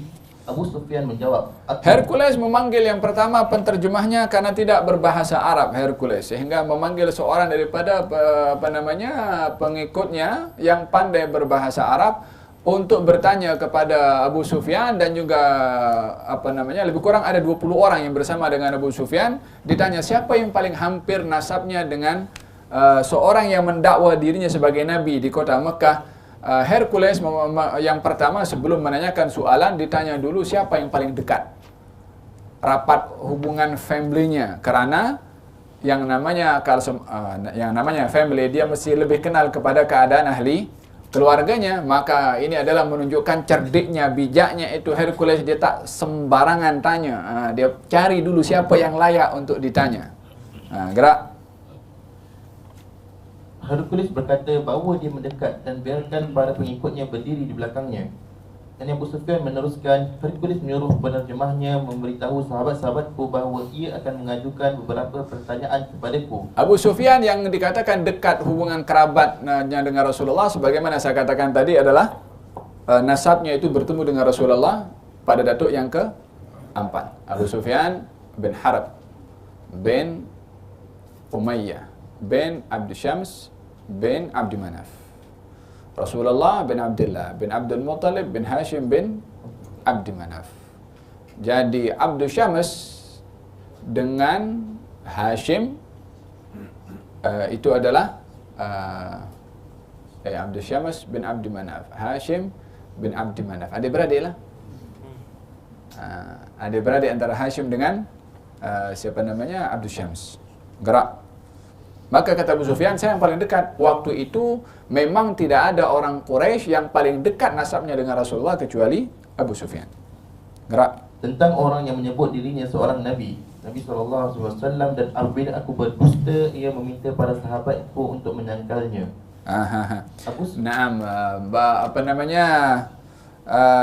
Hercules ketika memberitahukan kepada kepada penterjemahnya supaya Abu Sufyan diletakkan duduk dekat dengan Hercules. Sementara konco-konco Abu Sufyan ada di belakang situ. Hercules akan tanya satu soalan kepada Abu Sufyan. Tentunya Abu Sufyan akan menjawab dengan satu jawaban yang mungkin betul, mungkin dusta. Macam mana Hercules supaya tahu jawaban Abu Sufyan itu betul atau tidak? Daripada respon sahabat-sahabat Abu Sufyan yang ada di belakang situ, reaksinya macam mana kalau Abu Sufyan ditanya dan jawabannya itu dusta? Tentunya di sini Hercules ingin melihat reaksi konco-konco Abu Sufyan yang boleh memberikan respon daripada gelagatnya tentang jawaban Abu Sufyan itu dusta atau tidak. Maka itu strategi yang diambil oleh Hercules. Otaknya itu kata orang kampung saya, encer otaknya itu. Faham tu? Kata Abu Sufyan, kalau bukan karena takut malu, aku akan dusta kalau ditanya. Cair dia punya otak. Faham tu? Kata Abu Sufyan, kalau bukan karena malu, Abu Sufyan kalau bercakap dusta, dia akan menjadi sejarah kepada bangsa Arab bahwasanya pembesar seperti Abu Sufyan pernah berdusta, dan itu adalah amat aib kepada seseorang yang berkedudukan besar pada masyarakat Quraisy, dan perkara yang aib kepada mereka adalah berdusta. Gerak. Abu Sufyan melanjutkan lagi, demi Allah, kalau bukan kerana rasa malu para sahabatku, aku akan menyebut diriku sebagai pembohong. Nescaya aku akan berdusta tentang Nabi SAW. Kalau bukan takut malu, aku akan dusta. Baik, gerak. Pertanyaan pertama yang diajukan kepadaku adalah, bagaimana kedudukan orang itu di dalam suku kalian? Aku menjawab, ia berasal dari keluarga terpandang di antara kami. Naam. Dan keluarga Rasulullah daripada orang Quraisy adalah merupakan keluarga yang terhormat. Dalam hadis Nabi SAW, an-nasu taba'un li Quraisy. Orang itu akan ikut kepada kepimpinan orang Quraisy dalam keadaan apapun juga. Dalam baik akan jadi baik, dalam tak baik akan jadi tak baik juga. Dan kalau kita tengok dalam sejarah orang-orang Quraisy yang memimpin peperangan melawan kepada Rasulullah, orang Quraisy juga. Yang melawan kepada mereka, orang Quraisy juga. Rasulullah Quraisy, Abu Jahal Quraisy, Abu Lahab Quraisy, Uqbah bin Abi Mu'aid Quraisy, siapa lagi? Umayyah bin Khalaf Quraisy. Banyak pengikutnya. Demikian juga kepada Rasulullah SAW pun juga banyak pengikutnya. An-nasu taba'un li Quraisy. Gerak. Hercules bertanya lebih jauh, apakah sebelum dia ada seorang dari sukumu yang mengaku dirinya sebagai Nabi? Aku menjawab, tidak ada. Hercules bertanya lagi, apakah di antara leluhurnya ada seorang raja? Aku menjawab, tidak ada. Tanya Hercules, apakah pengikutnya seorang orang terkemuka atau orang-orang miskin? Aku menjawab, para pengikutnya adalah orang-orang miskin. Ia berkata, apakah para pengikutnya setiap hari bertambah atau berkurang? Aku menjawab, para pengikutnya terus bertambah. Kemudian ia bertanya, apakah ada di antara pengikutnya yang kemudian merasa tidak senang dan meninggalkan agama yang dipeluknya? Aku jawab, tidak ada. Hercules berkata, apakah kalian pernah menuduhnya berdusta sebelum ia mengaku dirinya sebagai Nabi? Aku menjawab, tidak pernah. Hercules berkata, apakah ia pernah mengkhianati atau melanggar perjanjian? Aku menjawab, tidak. Kami sedang melakukan pengedatan senjata dengannya, namun kami tidak dapat memperkirakan apa yang akan ia perbuat dengan perjanjian itu. Hingga saat itu aku tidak menemukan kesempatan untuk menentangnya kecuali dengan perkataanku yang terakhir. Ya, ini Abu Sufyan ketika ditanya, bagaimana kamu dengan hubungan kamu dengan dia? Katanya, kami adakah pernah dia berkhianat dalam perjanjian? Kata Abu Sufyan mengatakan, tidak, tetapi kami tidak tahu sebab sekarang kami dalam perjanjian damai dengan dia, yakni untuk tidak berperang. Saya tak tahu dia akan berkhianat atau tidak. Abu Sufyan bertujuan nak bagi tahu, yakni apa yang saya kata, kalau dia itu tidak berkhianat bukan berarti tidak mungkin berkhianat. Sebab kami dalam perjanjian damai sekarang tak tahu dia akan berkhianat atau tidak. Maksudnya nak bagi sedikit racun kepada Hercules yang mungkin saja Nabi akan berkhianat, tapi tak berani mengatakan langsung disebabkan takut berdusta. Kata Abu Sufyan, itu saja benda yang aku boleh masukkan sikit saja, kata Abu Sufyan, untuk menjatuhkan kepada Rasulullah SAW. Gerak. Hercules bertanya, apakah kalian pernah berperang dengannya? Aku menjawab, pernah. Kemudian dia berkata, bagaimana kesudahan peperangan itu? Aku menjawab, sekali waktu dia menang dan di lain waktu kami yang menang. Yang menang dalam peperangan Badar, yang Nabi kalah dalam peperangan Uhud. Hercules berkata, apa yang dia perintahkan untuk dikerjakan? Aku menjawab, dia menyuruh kami untuk menyembah Allah yang Esa dan tidak mempersekutukan dia dengan sesuatu pun, dan menyuruh kami meninggalkan ajaran nenek moyang kami. Dia memerintahkan kami untuk mendirikan salat, berkata benar, menjaga kehormatan dan menyambung silaturahim. Melalui penerjemahnya, Hercules menyampaikan perkataan berikut ini. Aku bertanya kepadamu, ini sekarang hikmah kenapa Hercules tanya, macam mana nasabnya? Dia pernah berdusta tidak? Keturunannya itu ada punya kepimpinan kerajaan atau tidak? Yang ikut itu orang miskin atau orang-orang besar? Soalan-soalan Hercules ini mempunyai objektif kenapa dia tanya soalan-soalan itu. Apakah sebab rahasia motif Hercules tanya, dijelaskan sendiri oleh Hercules. Gerak. Aku bertanya kepadamu kedudukan keluarga orang itu dan kau menjawab bahawa ia berasal dari keluarga yang terpandang. Semua Rasul adalah orang-orang terpilih yang berasal dari keluarga yang mulia. Aywa, setiap Rasul tak ada diutus oleh Allah Subhanahu Wa Taala daripada kalangan orang-orang yang dari keluarga yang tak betul, atau daripada keluarga yang mempunyai sejarah hitam. Setiap Nabi dan Rasul dilantik oleh Allah daripada keluarga yang terbaik. Baginda Rasulullah bersabda, Inna Allah astafa. Sesungguhnya Allah itu memilih dan membersihkan. Istafa itu mengambil sari. Sari itu yang bersihkan. Inna Allah astafa Kinanah min waladi Ismail. Allah memilih seorang bernama Kinanah daripada keturunan Ismail. Ismail punya banyak keturunan, yang dipilih oleh Allah Kinanah. Tentunya tidak akan dipilih kecuali orang baik. Wastafa Quraisyan min Kinanah. Allah memilih daripada keturunan Kinanah itu banyak. Yang dipilih oleh Allah adalah Quraisy. Quraisy ini siapa nama sebenar? Fihr. Nama sebenar Quraisy adalah Fihr bin Malik. Gelarannya adalah Quraisy. Wastafa min Quraisy Bani Hashim. Dan memilih daripada keturunannya Quraisy yang banyak, Hashim. Datuknya Nabi SAW, wastafani min Bani Hashim, dan Allah memilih saya daripada keturunan Bani Hashim. Bani Hashim punya banyak keturunan. Yang dipilih oleh Allah adalah Rasulullah. Jadi pilihan Nabi itu keturunannya sampai kepada Kinanah, sampai kepada Ismail, sampai kepada Ibrahim, sampai kepada Nabi Adam adalah golongan orang yang dipilih oleh Allah Subhanahu wa Ta'ala. Dengan demikian kita tahu rahasia pilihan Rasul itu bukan, oleh sebab itu Rasul bukan satu sifat yang boleh orang kalau beramal ibadah boleh jadi Nabi. Tak, itu gift dari Allah Subhanahu wa Ta'ala. Hadiah, anugerah yang Allah berikan, dan tentunya anugerah yang sehebat, semulia, seagung itu tidak akan diberikan kepada sembarang orang. Tidak akan diletakkan benih Rasulullah kecuali kepada orang yang dipilih oleh Allah Subhanahu wa Ta'ala. Maka Hercules mengatakan, kamu bagi tahu kepada aku kalau dia daripada keturunan nasab yang baik. Demikian tidak ada Nabi diutus kecuali daripada keturunan yang baik. Gerak. Aku bertanya kepadamu, apakah ada orang lain dari suku kalian mengaku sebagai Nabi sebelum dirinya? Kau menjawab tidak ada. Jika kau menjawab sebaliknya, aku akan berfikir bahawa dia mengikuti perkataan orang yang mengaku dirinya sebagai Nabi sebelum dia. Lalu aku bertanya kepadamu, apakah di antara leluhurnya ada yang menjadi raja? Kau menjawab tidak ada. Apabila kau menjawab sebaliknya, aku akan berfikir bahawa ia sedang berusaha mengambil kembali kerajaan leluhurnya. Nah, kalau ada di atasnya yang dia punya pernah berkuasa dan memimpin, mungkin dia akan menuntut balik apa yang telah dipunyai oleh datuk nenek moyangnya. Tapi tak ada, maka tak mungkin dia akan menuntut apa yang dimiliki oleh, karena tak ada daripada keturunannya yang berkuasa. Gerak. Lebih jauh aku bertanya, apakah ia pernah dituduh berdusta sebelum dia menyampaikan apa yang dia sampaikan? Dan kau menjawab tidak pernah. Aku akan sangat hairan apabila orang yang tidak pernah mengatakan kebohongan terhadap orang lain berkata dusta tentang Allah. Aywa, kepada orang tak pernah berdusta, takkan berdusta dengan membawa nama Allah Subhanahu wa Ta'ala. Aywa.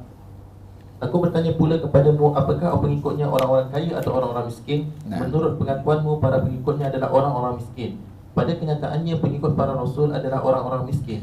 Ya, ini daripada Nabi-Nabi sebelum Rasulullah, pengikut Nabi Isa, pengikut Nabi Musa, pengikut daripada para anbiya, rata-rata semuanya daripada kalangan orang-orang miskin. Hikmahnya panjang lebar.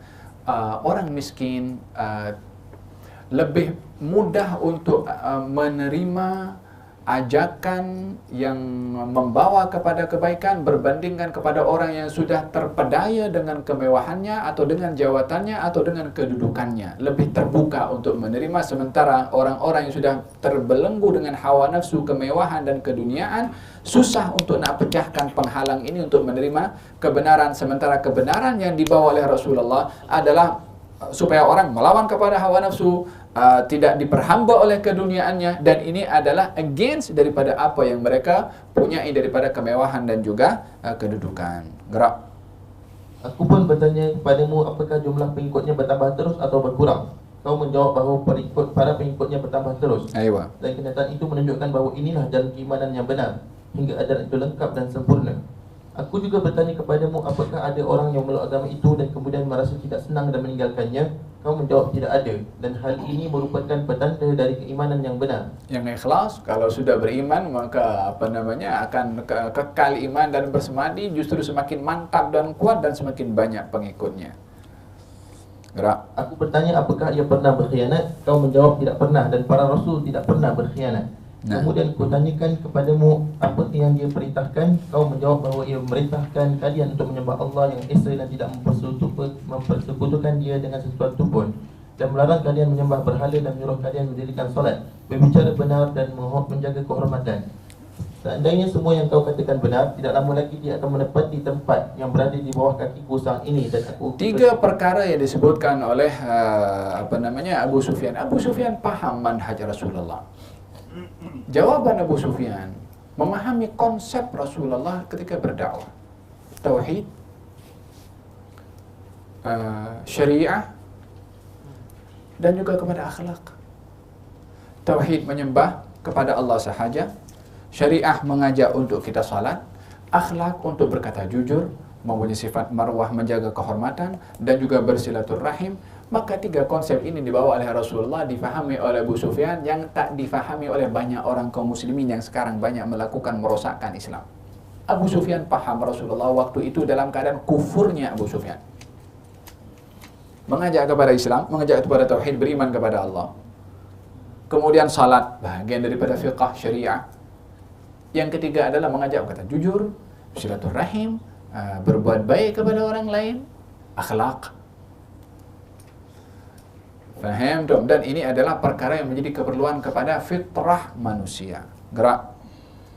Yang menjadi tempatnya menghadap Jerusalem, tetapi aku tidak menyangka bahawa ia akan berasal dari kaummu.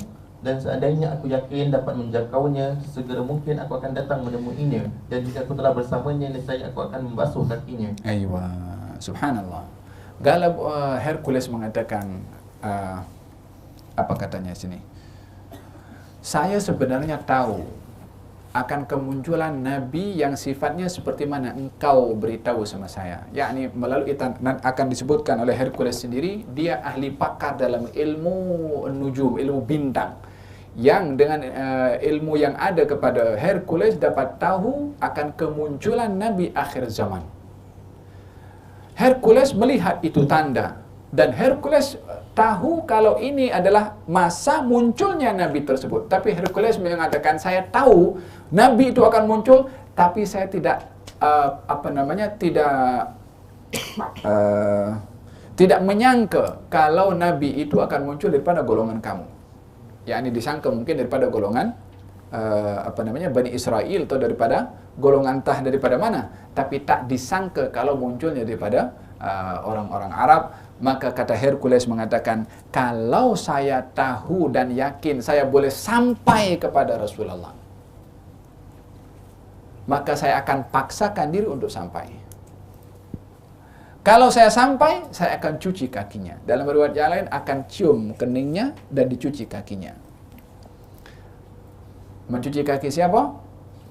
Nabi Muhammad SAW. Hercules tahu kalau dirinya itu turun daripada tahtanya untuk pergi ke Rasulullah, tak akan sampai kepada Rasulullah, melainkan akan dibunuh. Seperti mana pernah berlaku kepada salah seorang daripada pengikut Kristen yang berusaha Ghanatir, siapa namanya itu, yang ingin berjumpa dengan Rasulullah, salah seorang pembesar Kristen, dibunuh sebelum sampai kepada Rasulullah SAW. Katanya, kalau saya tahu saya akan boleh sampai, akhlusu, boleh sampai kepada Rasulullah, maka saya akan pergi cium keningnya dan akan cuci kepada kakinya. Akan tetapi dia sendiri tahu tak akan mungkin sampai, maka dia pun tidak datang kepada Rasulullah SAW. Kalau Hercules itu menggunakan sedikit kebijakannya yang tadi ketika panggil Abu Sufyan, setelah membaca surat Rasulullah, apa Rasulullah kata dalam suratnya itu? Aslim taslam. Kau masuk Islam, kau selamat. Dia kalau betul waktu itu guna otak, baca itu surat Nabi, taslam, kamu selamat, maka dia akan selamat walaupun dia berdatang berjumpa dengan Rasulullah sallallahu alaihi wasallam. Tapi pada akhirnya dia tidak pun beriman kepada Rasulullah sallallahu alaihi wasallam. Fasyahid dikatakan kalau aku datang aku akan cuci kakinya, akan cium kening Nabi sallallahu alaihi wasallam. Gerak. Hercules kemudian menanyakan sebuah surat yang dikirimkan Rasulullah SAW melalui Dihya kepada Gubernur Busra yang diperlihatkan kepada Hercules untuk dibaca. Isi surat tersebut adalah sebagai berikut. Dengan nama Allah yang Maha Pengasih, yang Maha Penyayang. Surat ini dari Muhammad, hamba Allah dan Rasulnya, ditujukan kepada Hercules, penguasa Byzantium. Subhanallah, tengok suratnya Nabi min Muhammad Abdullah wa Rasulihi ila Hiraql azimur Rum. Daripada Muhammad, hamba Allah dan Rasulnya, kepada Hercules azimur Rum, pembesar Romawi. Diplomasi surat menunjukkan tentang bagaimana sifat tawaduk dan menempatkan orang yang dibesarkan oleh kaumnya sesuai dengan tempatnya. Dia tidak mengatakan daripada Muhammad hamba Allah Rasulullah kepada si kafir itu Hercules umpamanya. Azimur Rum, sopan dia punya. Ini uslub cara berinteraksi dengan orang bukan Islam. Surat itu sudah menunjukkan kewibawaan dan profesionalnya orang yang tulis surat. Sudah dapat dinilai, dan ini perlu belajar daripada cara Rasulullah sallallahu alaihi wasallam berhubungan dengan negara, dengan penguasa-penguasa luar, dan ini adalah adab yang dilakukan oleh Rasulullah sallallahu alaihi wasallam. Baik, gerak. Kedamaian bagi mereka para pengikut jalan kebenaran. Ayo, Nabi tidak mengatakan Assalamualaikum warahmatullahi wabarakatuh, tapi salamun ala man ittaba'al huda. Keselamatan bagi sesiapa yang mahu mengikut petunjuk. Kalau kamu akan ikut petunjuk, kamu akan dapat keselamatan. Gerak. Kemudian setelah itu aku mengajak anda untuk masuk agama Islam. Dan bila anda menjadi seorang Muslim, anda akan memperoleh keselamatan. Siapa yang boleh hantar surat seperti ini kepada presiden-presiden siapa ke yang Allah ad'uka bidi'ayatil Islam, saya ajak kamu kepada Islam. Aslim taslam, masuk Islam kau selamat. Rustum ketika diajak untuk memeluk kepada agama Islam, yang dihantar oleh Sayyidina Umar waktu itu adalah Rib'i ibn Amir. Kata Rustum mengatakan, kalau aku meluk kepada agama kamu, adakah kamu akan ambil negara kami? Tak. Kamu boleh pimpin terus. Ini Islam bukan nak rampas kerajaan orang. Kalau masuk Islam, pimpin terus. Engkau jadi pemimpin, jadi Perdana Menteri, wala jadi presiden di tempat kamu sendiri. Yang kita minta kamu masuk Islam saja. Bukan nak tukar kamu dengan orang lain. Ini misi Islam. Bukan nak ambil negara orang. Nak mengislamkan orang. Gerak. Allah panjang lagi sekali. Gerak. Aslim taslam. Dan Allah SWT akan memberi anda pahala ganda. Namun jika anda menolak ajaran, ini pahala ganda bagi Hercules kalau meluk kepada agama Islam, maka dia akan mendapat dua kali ganjaran. Beriman kepada Nabi sebelum Rasulullah dan beriman dengan Rasulullah sallallahu alaihi wasallam. Gerak. Namun jika anda menolak ajakan untuk masuk Islam ini, anda akan melakukan perbuatan dosa dengan mengikuti jalan sesat kaum Arisiyin. Dan aku tuliskan untuk anda firman Allah Subhanahu wa taala. Al-Arisiyin adalah golongan daripada para petani yang beriman kepada agama Kristian, mengikut kepada agama pemimpin mereka yaitu Hercules. Kata baginda Rasulullah, kalau kamu masuk Islam beriman kepada aku, Allah bagi ganjaran dua. Yang pertama, iman kamu kepada Nabi sebelum aku, dan iman kamu kepada aku. Tapi kalau kamu menolak berpaling, maka kamu akan menanggung dosa kamu dan juga dosa pengikut kamu. Yani, bila mana kamu tidak beriman dan kamu menghalang pengikut kamu beriman dengan agama yang aku bawa, maka halangan kamu itu akan menyebabkan kamu menanggung dosa kamu dan dosa perbuatan kamu menghalang agama aku diterima oleh pengikut kamu. Faham dong? Bukan maknanya dosa orang dipikul oleh Hercules. Tak, bila mana Hercules menjadi sebab penghalang kepada agama Rasulullah diterima oleh pengikutnya, maka perbuatan penghalangan itu akan ditanggung dosanya oleh Hercules. Gerak. Dan aku tuliskan untuk anda firman Allah Subhanahu wa taala, hai ahli kitab, marilah kita bersatu kata antara kita, kalian dan kami, bahawa kita tidak menyembah selain Allah. Naam. Dan bahawa kita tidak mempersekutukan dia dengan sesuatu pun. Naam. Bahawa kita tidak menjadikan selain Allah. Jika mereka berpaling, katakanlah, saksikan olehmu bahawa kami adalah Muslim, yakni orang yang berserah diri kepada Allah Subhanahu wa ta'ala. Ali Imran ayat 64. Abu Sufyan kemudian melanjutkan, ketika Hercules telah menyelesaikan perbicaraannya dan membaca surat itu, ruang sidang itu menjadi riuh. Maka Kacau. Taib. Maka kami dikeluarkan dari tempat itu. Aku berkata kepada para sahabatku bahawa pertanyaan Apa yang menyebabkan kacau? Sebab kata-kata Hercules membenarkan, menunjukkan, mengiktiraf kenabian dan kerasulan Nabi Muhammad SAW. Sementara menteri-menterinya dan uskuf-uskuf yang ada, padri-padri di situ, macam mana nak mengatakan ini benar Rasulullah sementara kita pengikut agama Kristian? Itu sebab kenapa Hercules ketika mengatakan jawaban yang ditakwilkan oleh Hercules, dan sendirinya dia mengatakan kalau aku ada dengan dia akan cium keningnya, akan aku cuci kakinya. Kata Hercules, kata-kata itulah yang menyebabkan keadaan menjadi kacau dan riuh, disebabkan oleh karena seakan-akan Hercules membenarkan kepada, memang itu pun realitinya, membenarkan kepada kebenaran Rasulullah SAW. Tengok apa kata Abu Sufyan. Aku berkata kepada para sahabatku bahawa pertanyaan tentang Ibnu Abi Kabsyah, yakni Nabi Muhammad SAW telah menjadi begitu mulia sehingga pemimpin Bani Al-Asfar Bizantium takut terhadapnya.